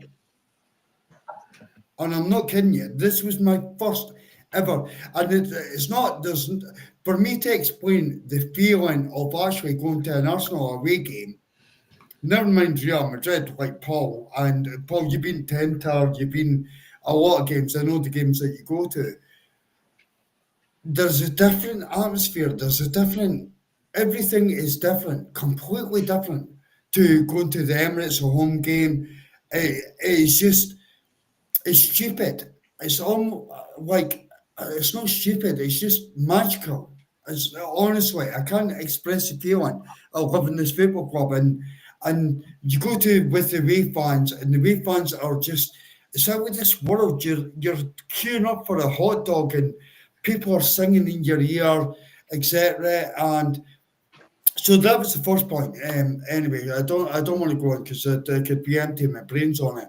The second reason was why this is my favourite game, and I'm cooking tonight, guys. But this is the only sentimental point I'm ever going to give you. 1 year ago, I was asked to come on this podcast with Paul. Out of nowhere. I didn't know Paul, but we're in the same group chat, etc. It was the first time. That night, we actually got to meet in person. And when we met in person, the first thing Paul did was slag me off. And I thought, you know what? This is my cup of tea. This is my fucking guy. I loved it. I absolutely loved it. And I do get a kind of go pass through Paul. Guys, don't DM him. Their mythic is first. But he is such a lovable guy, and the fucking hilarity. This is me and Paul this night. No, I'm being serious. See me and Paul. The picture on the top left is me and Paul and the takeaway after being absolutely smashed. Do you want the four of us to lead so you and Paul can have a... No. Like, I have to say this, right? I've been to other Arsenal games with Paul as well. And it's hilarious. This night... This is fucking hell. This night... No, I'm going to land. This night... Preston North End's an old stadium, and they've got an old clock like Arsenal do, but Arsenal's a bit digital all the way around. Now, I've been at games with Paul, and he actually has had complaints about how loud he is at singing. It's that bad. But this one night, and it was the funniest moment ever, Paul out of nowhere started singing, "You're not digital, you're not digital." And, like, guys, you had to be there to experience it. It was just I think you find it was your clock's not digital. Just a bit of context. Your clock's not digital, right? Yeah, but and he set it off. So that for me, Paul, was like that night. See, the rest of these guys, Paul, you're not getting any credit. I cook you. Sean, back to you, bro. Player of the season. Yeah, for me, it's Marzo Skelly. I didn't have him playing any minutes this season for Arsenal whatsoever. He's just come through the youth, thrown into the team, and he's been phenomenal in every single game he's played. He's absolutely amazed me the way he plays football. How he's 18, I do not know, because he just plays. He's unpressable. He's made that left back position his own. Picked up the goal. He's picked up assists. He's passing. He's it kind of reminds me a bit of his play style, a lot like Moussa Dembele. And I can't wait to see how this kid keeps improving. How he's only 18, he's an absolute superstar. For me, he's definitely player of the season. I can't really think of anyone else. No, super, bro. We'll move on to Richard. He's going from Big Gabriel. I'll push it on quickly because Arsenal broke him, Arteta broke him, and I don't want to get upset. So,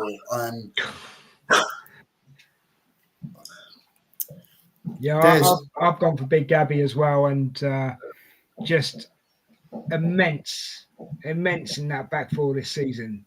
Shame about the injury. I know everybody says, Saliba's the Rolls Royce, but there's your chieftain tank right there. Yeah. Back in the 70s, he would have been called Chopper Harris or something like that. Do you know what I mean? Just out and out defender. Absolutely amazing. Absolutely amazing. But yeah, Gabby, Big Gabby. 100%, bro. Max? Yeah, for me, Gabriel. For me, he got the Golden Glove, and he deserves it. And he was up against Sells. And for me, if it wasn't for David Raya, we'd concede more goals if he had gotten injured, and we probably potentially would have lost more games. So for me, David Raya, instrumental with Kivio at the back, especially in the Real Madrid game as well. Yeah, for me, David Raya, quite easily. Superb. Crunky Jr., are you here? Yes, and I want to say that David Raya is trash, and I will die on that hill. Thank you for that, Max. It's Crunky Jr., sorry. Crunky Oh, Jr. I did not put that in there. How can you just say? Hold on, Brian. How can you just say that and yet you? I didn't say that. You know what? The only reason Mark put that in there is because everybody knows his favorite player is Raheem Sterling. Can I just say as well, though, Brian, that AVI, you look like you've got something shoved up your ass. I'm saying, like that is a terrible avatar right there. Like I'm embarrassed for it. I didn't even make it. Smile for the camera. You know I was going to get Brian too. Brian's next one. On you go, bro. Yeah, for me it was Declan Rice. Like Not David Raya, no. No, not even a little bit. I mean, yes, the initials are the same, so I can understand how Mark got a little bit confused. But no, like Declan Rice. I mean, just those, no other reason, but those two bangers against Madrid. Those, like, nobody thought he had those in his locker, and just the way you saw him step up in the absence of really anybody else in the midfield when Odegaard was down. You know, when he had to be there for Partey, like, you know, you could see everybody around him just like elevate their level. You know, he never got frustrated. He never got mad. He was just like, you know what, we're gonna keep going, and I really, really respect that. Like he was my player of the season. No, super, bro. Daniel's not here, but Daniel's actually in for Big Gabriel as well. So big up to Daniel. And then Bray. Yeah, I've gone David Ray as well. I look back to like the first 4-5 games of the season. Oh my God, all of you, what's wrong with y'all? I mean, But just see Americans, bro. little Cronky Jr. Just calm down. Let's just hear it out. Over present in the Premier League, no games missed, and you go through game by game. His contribution to Arsenal picking up points, not losing games. Yeah, he's come out with some really good saves, and at times 2 free saves, and they could have been even worse. I mean, the saves on the line where he's come across trying to think. There's obviously a couple. I remember going back through it all and I literally just watching it, just thinking. Paul, remember the Inter Milan game when you made the penalty save? Yeah. Well, Don't speak to Brian about penalty saves. But then remember the FA Cup shootout. Like, I could get the Bubs on a plane right now, and one of them's yelling at me because he wants to watch Despicable Me. God. Oh, y'all got me heated now. Brian, are you going to be gutted? Brian, are you going to be gutted if your Ruth Beck art is a David Raya print? Oh, 100%. If I was being critical and I'd suddenly say about old Conky Jr. or Cooper Trooper, I don't know. Just, you know what I mean? There's something off Mario Kart, I don't know. Again, I look at Declan Rice and look, he has had a good season. I think that season became more rounded and obviously a lot better in performances towards the latter part of the season. I think there were times where that midfield was very disjointed, and it was making him look more ordinary than what he normally was or would be. That's my opinion at the start of the season. That's why I didn't potentially go for him myself.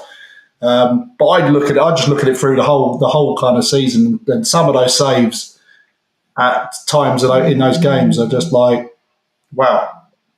He shouldn't have even got to him. Was there one against Chelsea? He's like literally just gone down, then he's had to then the guy's literally got an open goal, and he just literally comes straight across, flying across, bang. Oh, on the line, and there was games exactly the same. That and in that first 5-6 games, Villa, huh? Villa as well, Paul. It was the Villa as well. Like the double Yeah. save against Aston Villa, it was fucking absolutely out of this world. can I just say, if Seema was here, she'd be kicking off as well. She'd be on Kroenke's side. Well, you know, but I look at it again. I'm not sure what everyone wants with a goalkeeper. You know that you've got risk reward. You've got the ability to kind of play through the lines. Yes, it's a risky approach because look, you could be made to look a mug and not have a successful pass, which has happened. But it's how you then deal with it. How do you react? And do it. Has he been caught out enough times to warrant lots of goals going in? No, I don't think so. I think a lot of it was down to probably what was in front of him defensively. I think a lot of it was like defensive mix-ups and whatever, not following players. But overall, he's been the forever one, and to be honest, I'm a little bit surprised no one's even brought in the P word, big old TP. Thomas Partey, yeah. Yeah, Paul, can I also give an honourable mention to Jurriën Timber? The fact that he's come back from an ACL, right, and he's played the amount of games that he has, and the fact that he's come back from an ACL and he's played the amount of games he's had coming back from an ACL, and he's been absolutely superb. And I'm surprised no one's picked him, but I want to give an honourable mention to Jurriën Timber as well. Yeah. I think, guys, my player of the year. Oh, look at that. Gabby wins the vote. Look at that. I wonder why. Look at the picture, bro. Yeah, it's called Freedom. Paul made this, didn't you, Paul? Yeah. I did. Because you know that Scotland are warriors, and Scotland will. Well, he doesn't think I'm a warrior, so he can go and fuck himself. That's because you take 2 seats up at the Emirates. Right, we're going to move on to this next topic. Take 2 seats. I'll bring me over seat. What are you on about? Right, Sean, young player of the year. So it speaks for itself for the player of the year, really. It's just Marzius Skelly. Pretty much the same with the both. Same as what I've literally just said. He just surprised me as a player. He's came in, probably didn't expect to play, and he's pretty much played the whole season at left back, made it his own, made it his role. Can't really see anyone taking it from him. Sean, see going back, like, I love Miles Skelly, so me and you've never had this conversation privately. No. I absolutely love Miles Skelly, and even at the start of the season, could you have foreseen what this kid has done? No, this season. He just plays like he's been playing for years in the men's game, and he keeps up with them. Obviously, Nwaneri is a great player, and he gets in the games, but he can't do the full 90 minutes. He struggles. He's like, his body's not built for it. Where you can see Skelly's already built like a man. He's ready for the men's game. He's just unbelievable. His mentality is just insane. I think it's credit to his parents as well, to how they brought him up and basically got him ready for this whole situation he's in. No, 100%. I could not say that any better whatsoever. Sean is like bang on. I never saw it, and I am his biggest fan. At any given point during these slides, Paul's going to drop off a few videos because he's not actually told me about them, but he dropped one, so I know those are coming. Startman Rich is going for Miles Lewis Kelly.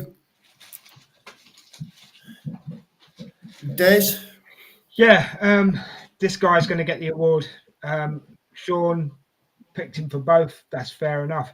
I think the reason why I picked this guy is because we all were raving about Ethan, yeah?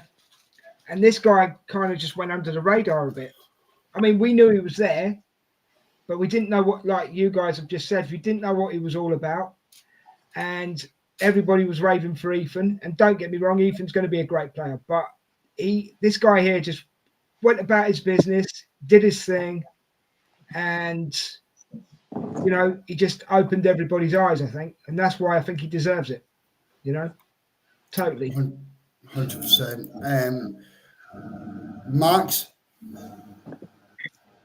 Yeah, again, I can't. I think Sean and Des have pretty much covered it, you know, and I don't think anyone would have foreseen what he was going to do this season. The fact that he's come in and taken over from Calafiore, who's a Italian international, and to score to score on his England debut, might I add as well, is wow, unbelievable. So yeah, I think the guys have covered it already. It tells you something else, Mark, as well, right? When a young kid like that can make Haaland shut up. Yeah, you know what I mean. I think that. No, actually, I'm not going to speak. I'll let other people go. What I will say also, Mark, is that I think Miles Lewis-Skelly plays with no fear. That's the other thing. He's strong for a young kid, right? He's strong and he's quick on the ball, and he's got a very, very good tactical brain, and he just plays with no fear. Yeah, no, 100%. Brian. Yeah, I have literally nothing to add to anything everybody has already said. Like everybody has literally taken all my talking points. I think we're all in agreement that MLS is the young player of the year. Super, bro. Can I just say one more thing as well? He should be being played in midfield, really. Yeah, no, possibly. Daniels went for him as well. So move on. Bray. Yep. Clean sweep, I think. I'll add one other thing. I think it's the ability to kind of ride a tackle and be able to play out in tight areas. I think that surprised me something more. And again, whether or not that's down to his more natural playing forward kind of role in midfield, he doesn't seem phased when he's kind of got his back to a player and then trying to turn to then go and play to go forward. I think we've seen that a few times now where he's kind of ridden a couple of tackles and tackle resistance, and he's kind of hurdled it and gone on. So yeah, as everyone else, he gives a good tackle as well, Paul, doesn't he? Yeah, no, look, he gets. Yeah, look, he got stuck in for, and then obviously the red card. Yeah, you have to that little tactical nous as well, knowing when to kind of take someone out. But yeah, obviously, yeah, you got. Yeah. I feel like he's been marked as a player that is something that he's probably not, because again that happened again when he went in for it. So it's almost like the referees are kind of maybe tarred him with a wrong brush, so to speak, and hence why he ended up with that rescinded red card. But yeah, MLS, unbelievable, Jeff. Me personally, I love this kid, and I've got evidence and I've got receipts of it. I watched him in the academy. It's not just the way that he plays or what he's doing. It is his mentality. Sean picked up on that very clearly. It's mentality, and the mentality is basically, I do not give a flying fuck who you are. I am Miles Lewis-Skelly, and it's not arrogant. I am going to fucking do this, and you could just shut the fuck up. But I think it's the upbringing. I think the way that his mum's brought him up, the way he's raised. Just everything is absolutely, it's alignment of the highest quality for me, Miles, and that's why he's raised above Ethan, in my opinion. We shouldn't compare the two, but he is just accelerated beyond belief, and this kid has no fear. Mark, I also think that when Saka came through at left back and he got moved to right wing, I think he has a very similar ceiling in terms of Miles Lewis-Skelly to Saka at left back. I don't think that Saka has a ceiling that Miles Lewis-Skelly does. No. I think Miles Lewis-Skelly is generational. But we'll move on to that at the very end, bro. Sean, favourite goal? Yeah, Rice, second free kick for me. It's Where were you sitting? Where were you sitting in the stadium? I'm clock end upper, like literally looking diagonally right down the line at his free kick. So I had a So perfect view of it hitting the pitch. you're quite. What do you do? What are you doing on this podcast? What do you mean? If you're sitting in the clock end, why are you in the North Bank, man? I don't know. I'll start in the clock end. Sean, he's American. Ignore him. No, Paul was starting to. Paul's got songs for this as well. So yeah, how like did you see it like as clearly as we did? Oh yeah, Bro. literally. I had the perfect like eye line view straight down the line of the ball going into the top bins perfectly. It was just, and the limbs were just unbelievable following it. Sean, as soon as he hit it, did you know it was going? Oh yeah, you could just see it just pinned perfectly. It was unbelievable. It's beautiful. So unreal. I wish I could go back and watch it again where I was. I'm sure. Did you not? Oh, no, you wouldn't have had your phone out. Right. Richard has been for. This is funny, and I'm going to be fucking slight him because he's not on here, right? This is the first free kick. It's not the second one. This is first free kick. We done the watch along because Des was busy. The goal goes in, and I'm looking because we had to have the volume down because we're doing the watch along. It's like that's hit the side netting, but I watched Declan Rice, and he runs towards the corner flag celebrating. And I'm like, "You fucker! Arsenal just scored against Real Madrid," and Richard still looking like how can I say this politely? Des, how can I explain Richard politely? But he sat there for a bit. You can't. I sat there for 20 seconds after looking at Richard, and he still didn't know there was a fucking goal. And it's like, Richard, we're doing a watch along to this. So, Richard, this is your howler. Yeah, that wasn't mentioned then because there was other ones before it, but that was your howler.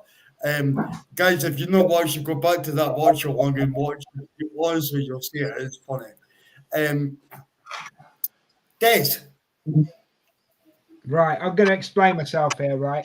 I thought everybody was going to pick the Declan Rice free kicks. So, and I've been winding Mark up for ages saying the goal that Calafiori scored, and I keep calling it a cross just to wind him up, right?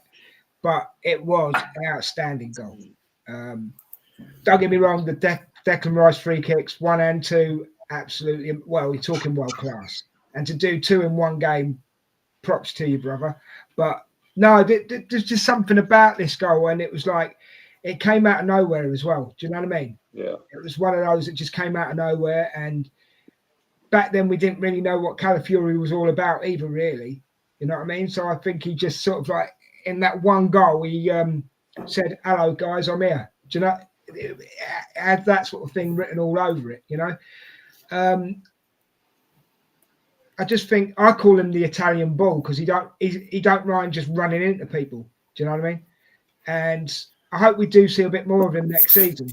But I feel for the lad because before he came to us, he'd never been injured.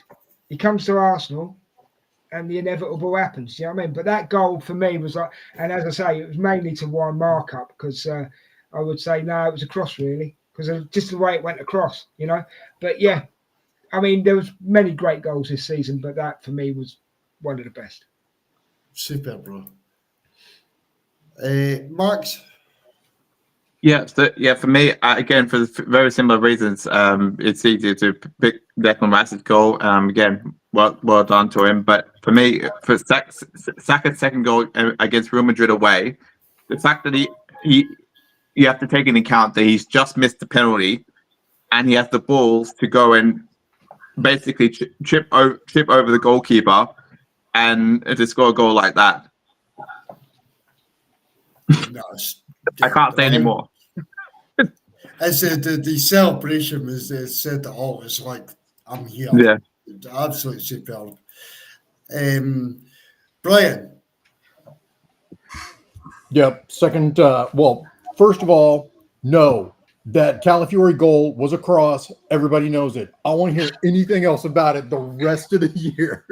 The rest of the year. Ryan, you're not winding me up, bro. It's my show. It's not yours.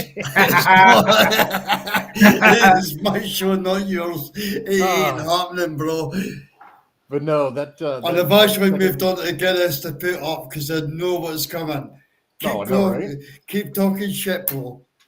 No, that second free kick against Madrid, like there was literally no other place that he could put it. I mean, you know, you talk about a lot of the historical free kicks you see. You know, the one that Roberto Carlos had, I think it was in the World Cup, where he like starts it like 5 yards outside the post and then it curves in. You know, any of the ones that Ronaldo has put in the net, anything that Messi has put in the net.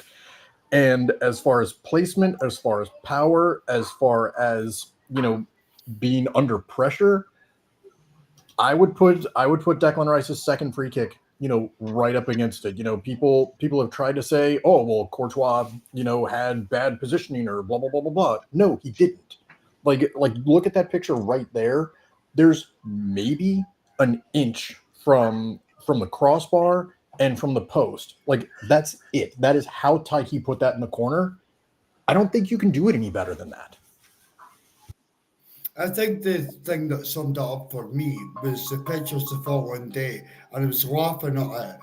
Like, you've got, like, Jude Bellingham, he's coming on the scene. His PR's, for me, bigger than his fucking ego and Real Madrid. But Mbappe, just the picture next day, there was a picture of Mbappe just blowing his lips saying, fair play. And that summed it up.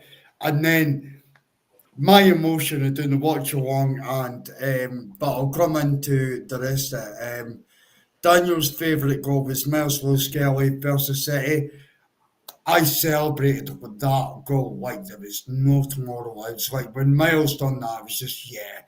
Like, my boy is like, just shut the fuck up, Haaland. We're here. The Bray.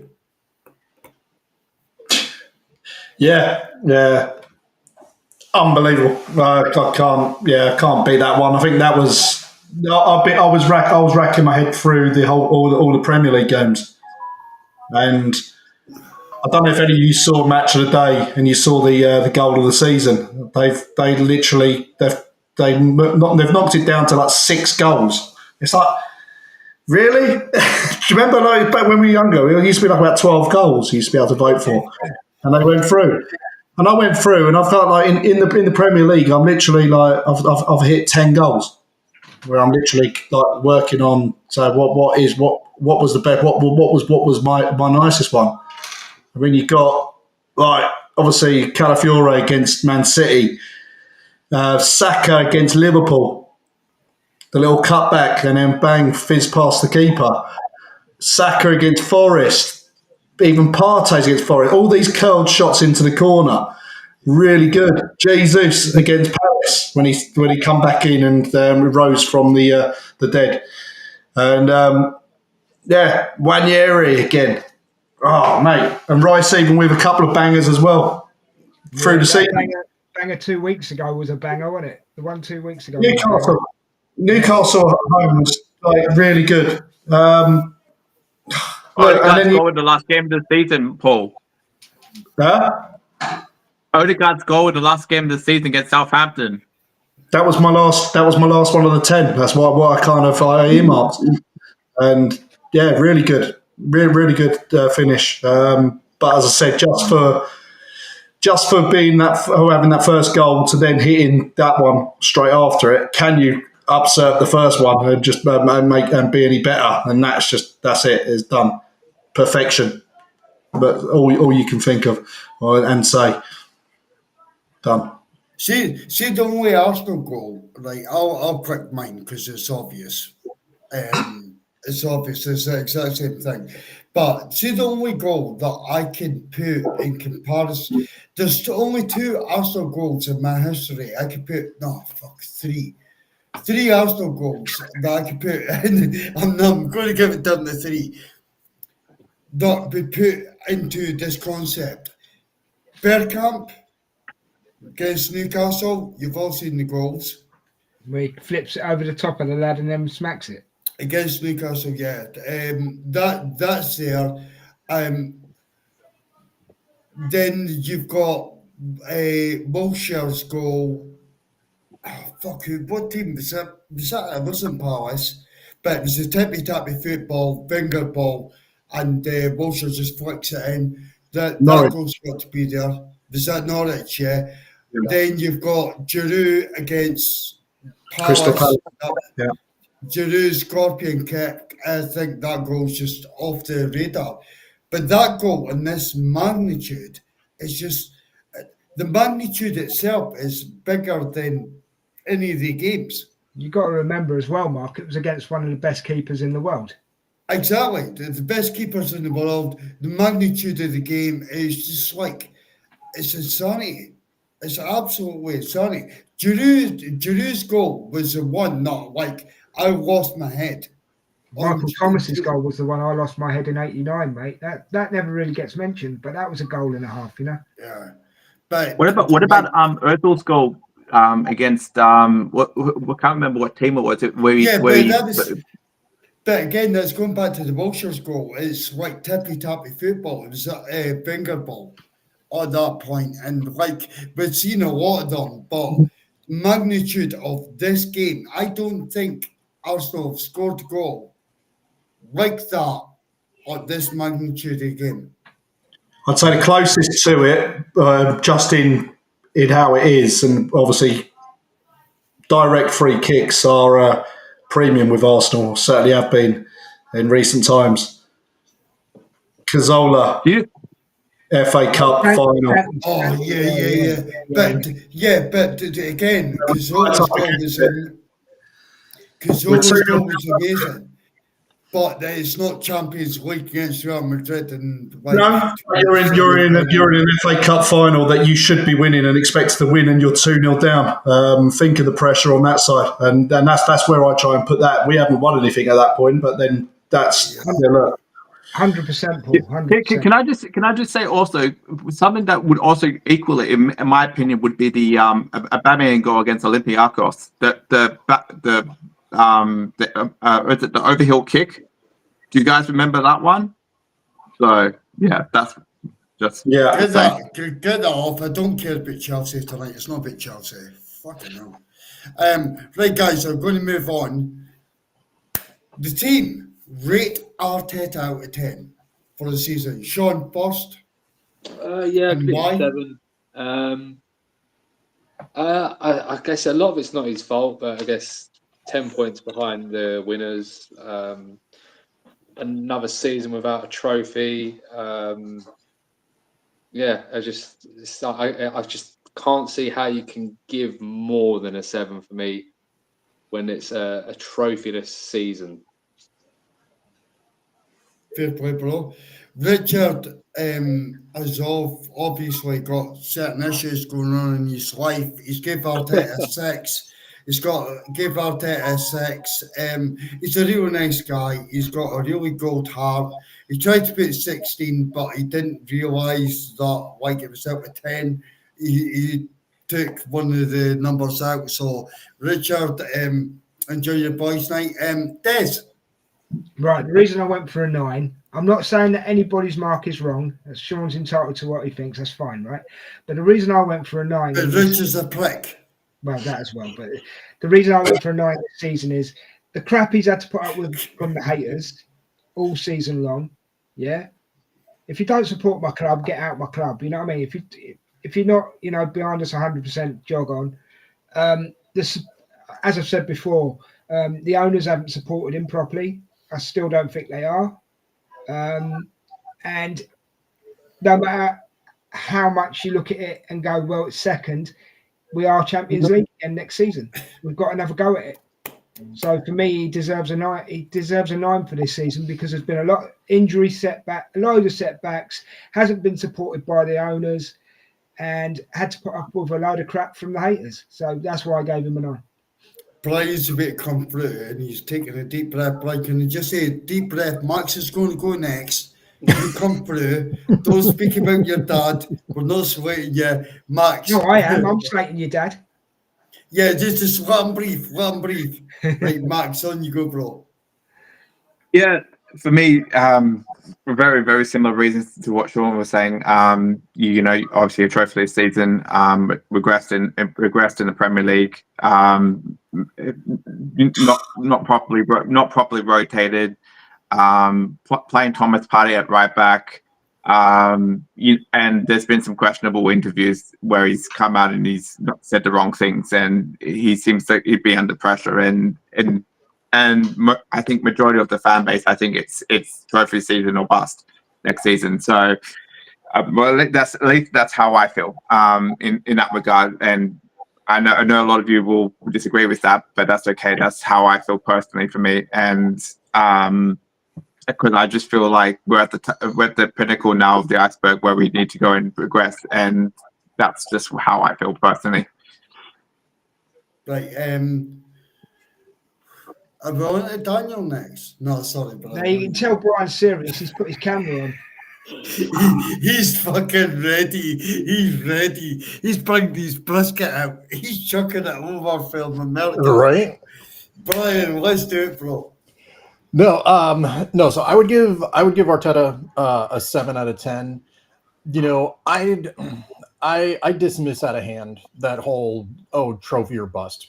Like that's nonsense, because we don't play in a vacuum. We're playing against Man City that somehow, is going to buy, 1 billion players this summer. We're going up against Chelsea. We're going up against Liverpool. Like these are good clubs. They are good clubs. And until we win a trophy, we can't necessarily expect to win a trophy, if that makes sense. To be the man, you got to beat the man. But just because we haven't beat the man yet, if you will, that doesn't mean that there's anything wrong with it. Like, this is the toughest, best league in the entire world, and everybody knows it. And so to say, Arteta's trophy or bust, nah, that's reactionary. I dismiss that out of hand. My criticisms of Arteta this year would have been, you need to rotate players more, and you need to adjust your tactics based on the players that you have. He did it a couple times, but I'm gonna get on my tyranny horse here. When we were having all the problems creating down the left side, and we wanted to invert MLS into the midfield, put Tierney on, have him bomb down the wing, whip crosses in. Like, I've said it till I'm blue in the face. My dad doesn't give a shit when I try and text him about it because he doesn't care. He won't give me Arteta's phone number, so I can't give him a call either. Like all I have is this venting to y'all, and I love y'all, and I appreciate that you listen, but I know y'all are getting tired of my bullshit. Sorry, Brian. Brian, have you messaged your brother, Josh? Yeah, he didn't get back to me either. Right. I am literally I'm a redheaded stepchild of the family, and I don't understand why. I don't understand why. Like, I don't ask for money. I don't ask for tickets. It's just like, hey, listen to me on the football. You got 40 kids. You got 40 kids. Everybody on the fucking block, bro. I'm cutting you off there, Cronky, because I'm going back to you. I'm cutting you back. Daniel's went for a 6. But he doesn't know what he's talking about, so we'll leave that there. Right. He's not here. Paul, come through. Arteta. Yeah, look, on a normal season, I'd say if we'd have been good with injuries and we were playing at full spec as such, and we were in the same situation, then I would say it would be a 7 rather than 8. I look at the performance just with how he's had to change things. I think that has shown in itself that he can get good results. Yeah, he hasn't been great at times, just because. Yeah, look, obviously the reason why is because we've had the too many draws. that's all it is. And obviously that comes down to transfer window. And that's another markdown. But when you look at it, all right, we've hit second, 2 semi-finals. On a normal given season, yeah, you'd be saying, I'm disappointed because we've not got anything. But look, there were times where we weren't even getting anywhere near any kind of like trophies or finals. So that's why I've gone 8 on that side. So could have been very, very, very different. So it is what it is. So you know what? I agree with that wholeheartedly. I think the rotation has been a very difficult thing, Paul. And again, like we could go deeper in both podcasts, and more than I listen to Arsenal fans, guys, try not to laugh because the more that get him down. So more that we could go into podcasts, I could blame the Cronkies, we could look into January window, summer window, etc. Guys, please, honestly, I'm still hearing laughter. I don't know if there's a delay, but I think, honestly, I think Arteta's done amazing to get. Still, he has put every ounce, and as Arteta said himself, he's squeezing every single juice out of the players on this moment in time. So maybe that's in our podcast, Paul. Maybe that's something that you should bring up later. Where are we squeezing too much out of the juice? Like, are we just pressing a bit too much? Is that Arteta's fault? Is that Kroenke's fault? Etc. For this season, for Arteta to do what he's done, I think it's fucking incredible. And I will argue with any Arsenal fan regarding that. I think it is fucking incredible. And different reasons for it. But guys, I'm going to go to the next slide because they're getting funnier. And I'm also getting private messages which are unprofessional. Funniest moments on the podcast.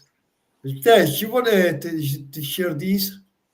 I can't hardly read them, mate. You're going to have to do it. Yeah, I'm blind. Right. Brian selling Rhea and bringing Ramsdale back. I'm not wrong. Whatever. Give him some glasses. Put sunglasses. These was like Richard.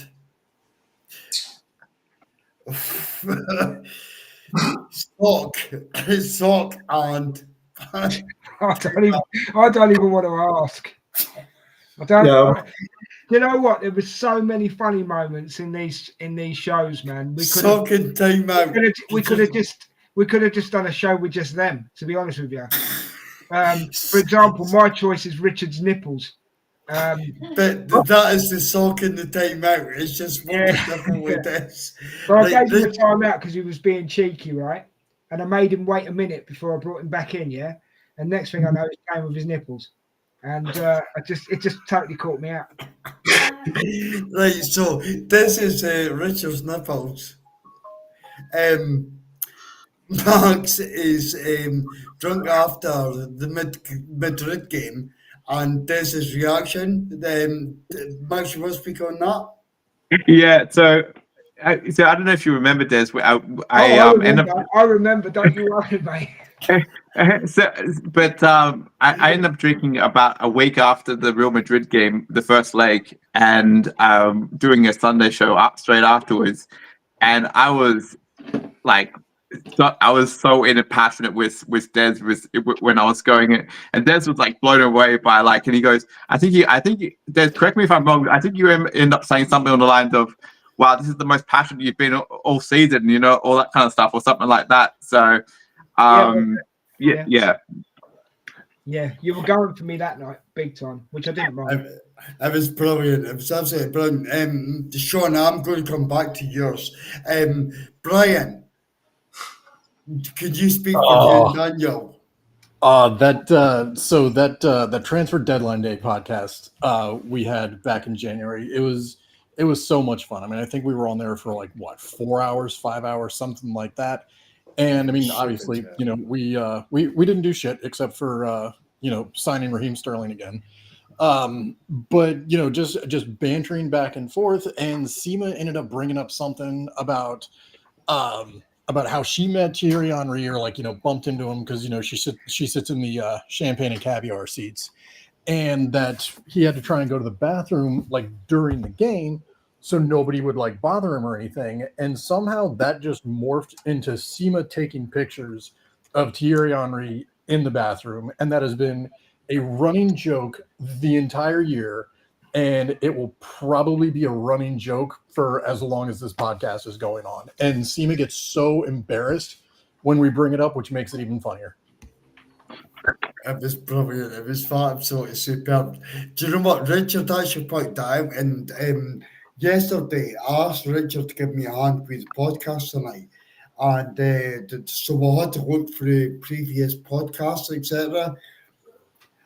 Honestly, see some of the content, I didn't realise it was that funny. It was, honestly, it is beyond words. It's beyond words. Well, I was spoilt for choice, Mark, because I could have had sucking off Peppa Pig. Oh, don't get us going. Don't get us fucking going. Hold on, I'm not finished. Seema's juice is flowing in, helping you get it up. Oh man, don't do that. The marriage about that between you, too. Seema. The marriage between Sean, can I come back to yours? Yeah. Yours, Brian selling Rhea and signing Ramsdale. Could you give me any logic of how that's even like a process in anyone's brain? I thought it was a joke when I was first listening to the show. Man, all y'all gonna shit on the American. I see how it is. I see how it is. Golden Glove winner, 2 years on the I used to be so nervous with Ramsdale in goal, and then he's like saying he'll bring him back to Raya. He was so like calm with Raya in goal. Can you remember those times of being nervous with corners? Yeah, he flaps at every corner. I stand by my reasoning. Can we do a fun to get some glasses for Cronky Junior, please? Got to take them sunglasses off, Brian, and wear normal ones. You might see things. I was gonna say they're not prescription. They just make me look cool. You need some prescription ones, fella. Right. Maybe instead of sunglasses, he should take off his blindfolds, because I think he's been, sleeping blindfolds that people sleep with. I think he uses them. I've got to say, like the sleep masks. No, that's not it. I've got to say, I'm intrigued with Paul's one actually. Listening to listen to Mark. Listen to Mark trying to say us.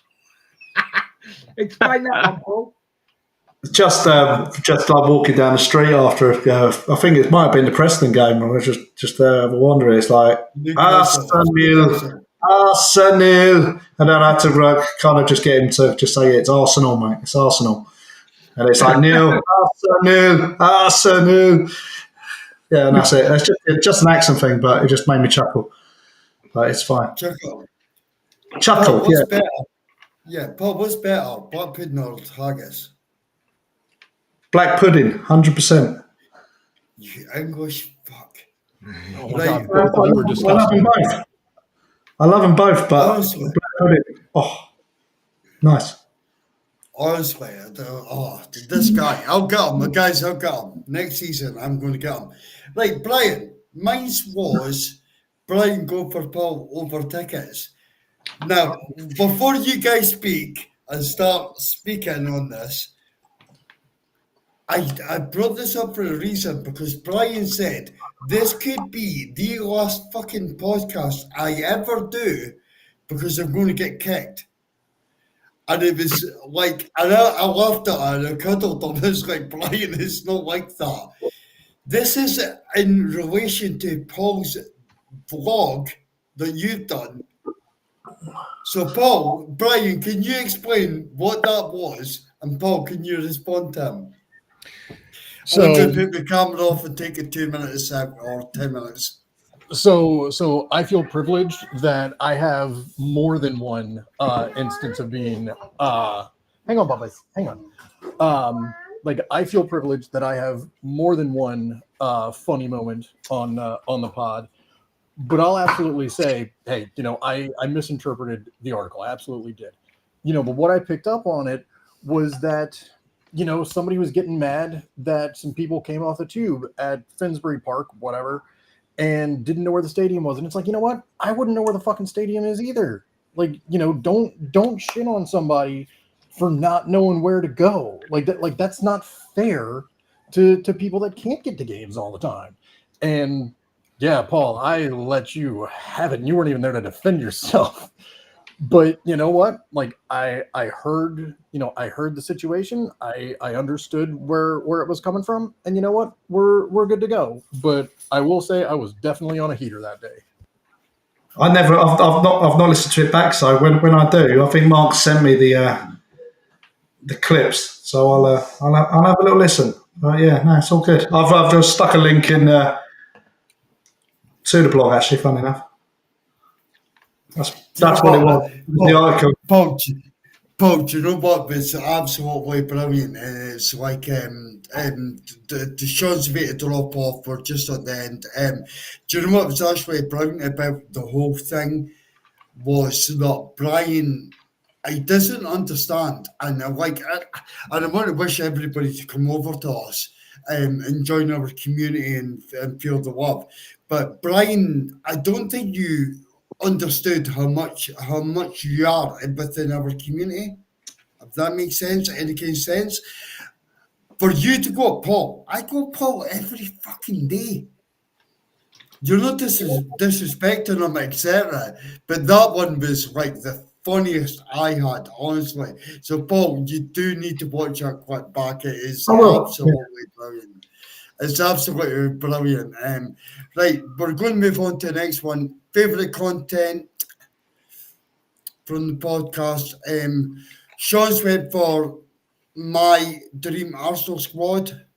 Speak to you separately about that, Paul. Richard's went for the Big Sunday Show. Des?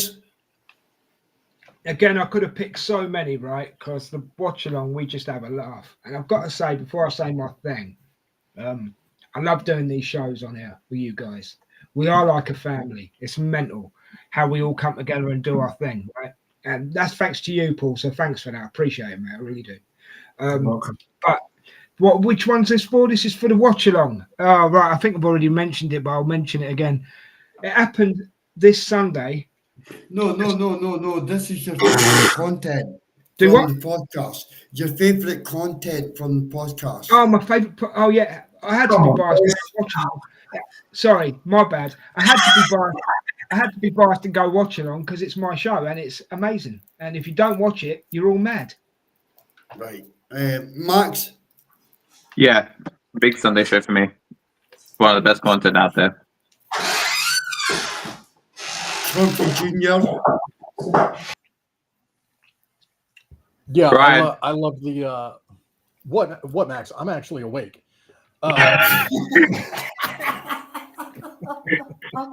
Wait, Brian, do you want Des to say your name 8 times then? Right. No, like I really enjoyed the Dream Arsenal squads, just to have that thought exercise, but also to see, how all of us thought differently about, how the squad can be improved. And, I'm still trying to figure out why none of y'all like Aaron Ramsdale, but be that as it may, it was just fun to see how everybody thought about it. Really, Paul? Big Sunday show for me. Any reason why? Just the flagship, isn't it? It was the main show of the week. I think it's been fantastic seeing the watch along with Des, Richard, with the energy going on and getting it done, which has been really good. But look, it's with everyone. Like Seema obviously coming on board and helping out with the hosting. Well, without you guys as contributors getting involved, all in the chats and stuff. The phone is all constantly buzzing all over, whether or not it's good or bad. With Mark normally early hours of the morning, probably bad at that time. But yeah, all of it's been really good. The dream Arsenal squad, really good content as well. But look, as I say, that's the flagship. That's what I've kind of gone for on that side. But yeah, massive thank you to all of you who put your time in as well to get involved and have your say on our club. So it's really good to see you all putting in time and look. 2.5 hours doing this. So, yeah, no, it's really good. Really good, guys. Thank you. Yeah, mine's is a big Sunday show because of the laughs. You guys are just like, it's a journey. See, supporting Arsenal, it is like journey and destination. It is a journey. And like I've been on that, like this journey has been absolutely fucking crazy over the last year. Can you stop? I don't want to get off. Yeah, no, the journey has been amazing and it's hilarious and it's funny. I like some of the topics that we pick out is like it's absolutely incredible. But Big Sunday Show is for me is that one. So Paul, we'll have to do this one. Howard, the biggest Howard.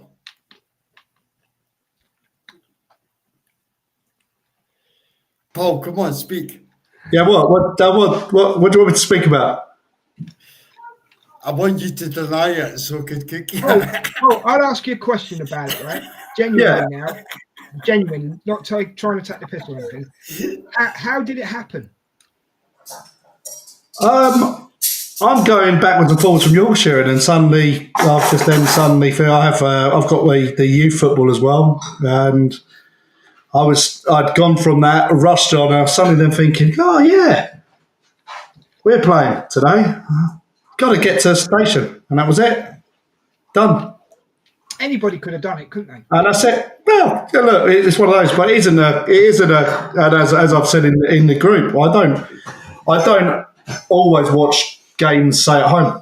I do prefer going in around the ground, and in the amount of games I've seen away from home, just to get to actually be around Arsenal and to actually watch the games when they're away.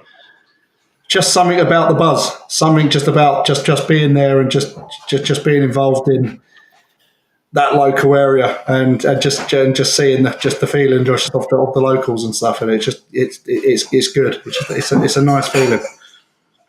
That's it. Do you know what, Paul? I've had some fucking journey with you this year, and you opened up for me personally, and I don't let all the guys come through with their takes on it as well. But you've opened up me supporting Arsenal in a different way.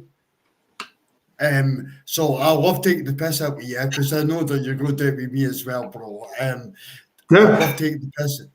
I love taking the piss out of you, but it is like that has got to be my funniest moment of this season. As soon as you send that text message, it's like, why the fuck is he sending it to me? He knows I'm going to kick him. And so here it is, Paul. This has got to be the absolute funniest point of in the North Bank. It's got to be the absolutely.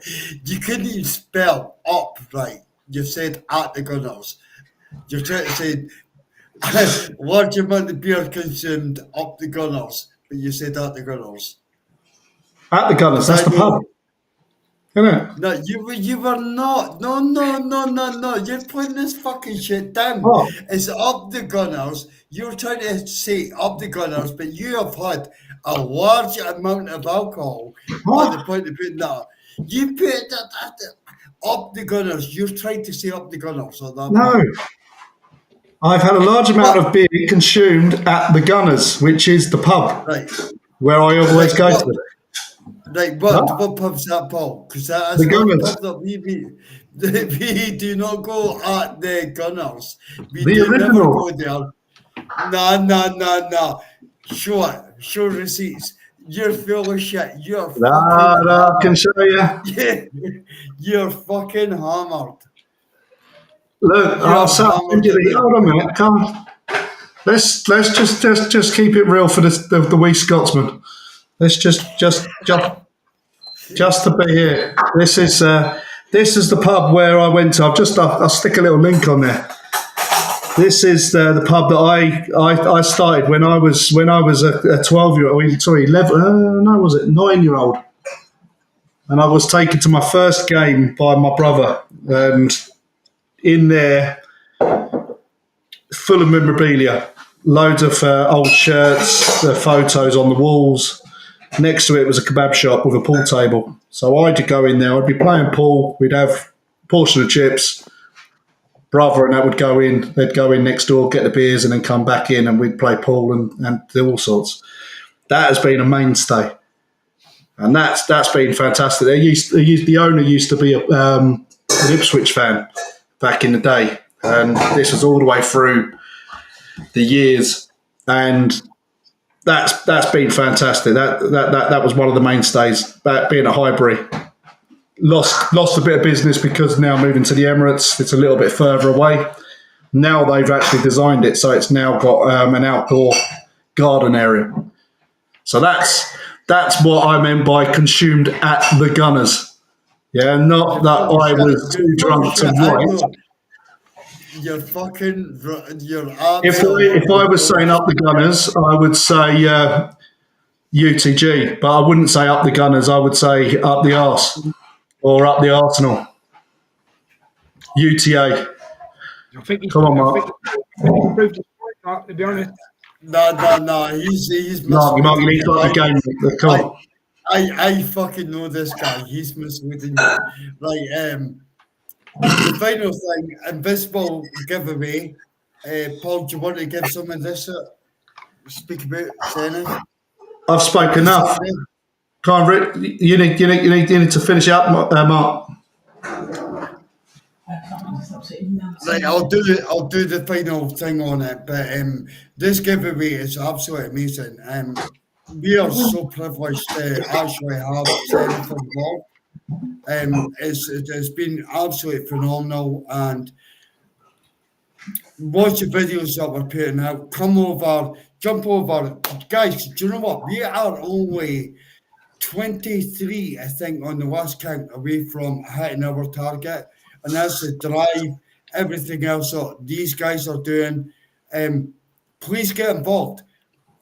We've got content out coming up all summer. Can you imagine winning £149? Gift, Arsenal gift, this quality. You've seen the video tonight. Seriously, guys. And it's going to be given off this Sunday. Paul, you're going to do it, I believe. Yeah, we'll sort something out for it, yeah. Guys, just get involved. Follow the instructions. It's all in this description. We'll go back to just us, guys, because it's been up for a very long time. But, guys, this has been an amazing podcast. Brian, you still look like a wanker. I still look better than you, man. I still look better than you. I'm old. But I don't shit in my kitchen. It's my kitchen. I'm willing to shit in your kitchen. Nobody is shitting in anybody's kitchen. I don't know how this started.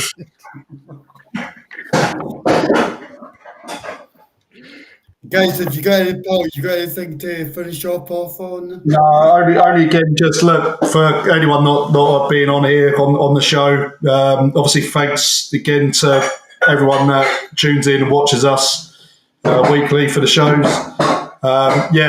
Max, Mark, Des, Cronky Jr. Fucking hell. Seema, all of you come around, Richard, all put in the shifts to try and get content out and help out. Without all your contributions and that, it's not possible for us to kind of build what we're trying to build. And obviously, Mark pulling the strings behind the scenes. Well done. Thanks very much. But I won't big his head up too much because he'll get too too big, and then we know what happens after that. But look, some big contributions. Like I said, look, guys from across the pond and over in Australia. Max, thanks for staying up, not falling asleep. It's been good. So, but thank you, everyone. All being part of something now, which is growing. And again, next season should hopefully be even better with the stuff we're putting out, and certainly more things coming out. Certainly involving the women, and getting more people to come on board the shows. So, thanks again, everyone. Appreciate that, Paul. Guys, if you want to be a contributor or enjoy this Nut House, get involved. Seriously, do get involved. It has been a long journey. It's been a brilliant journey. I love these guys like there's no tomorrow. I spend most of my day speaking to them. I'm putting up with Brian's shit on his kitchen floor quite often. But there is content constantly coming out. Keep your heads up if we are that close. If Brian could just get through his dad. We want Rodrigo, Brian. We want Rodrigo, right? Yeah.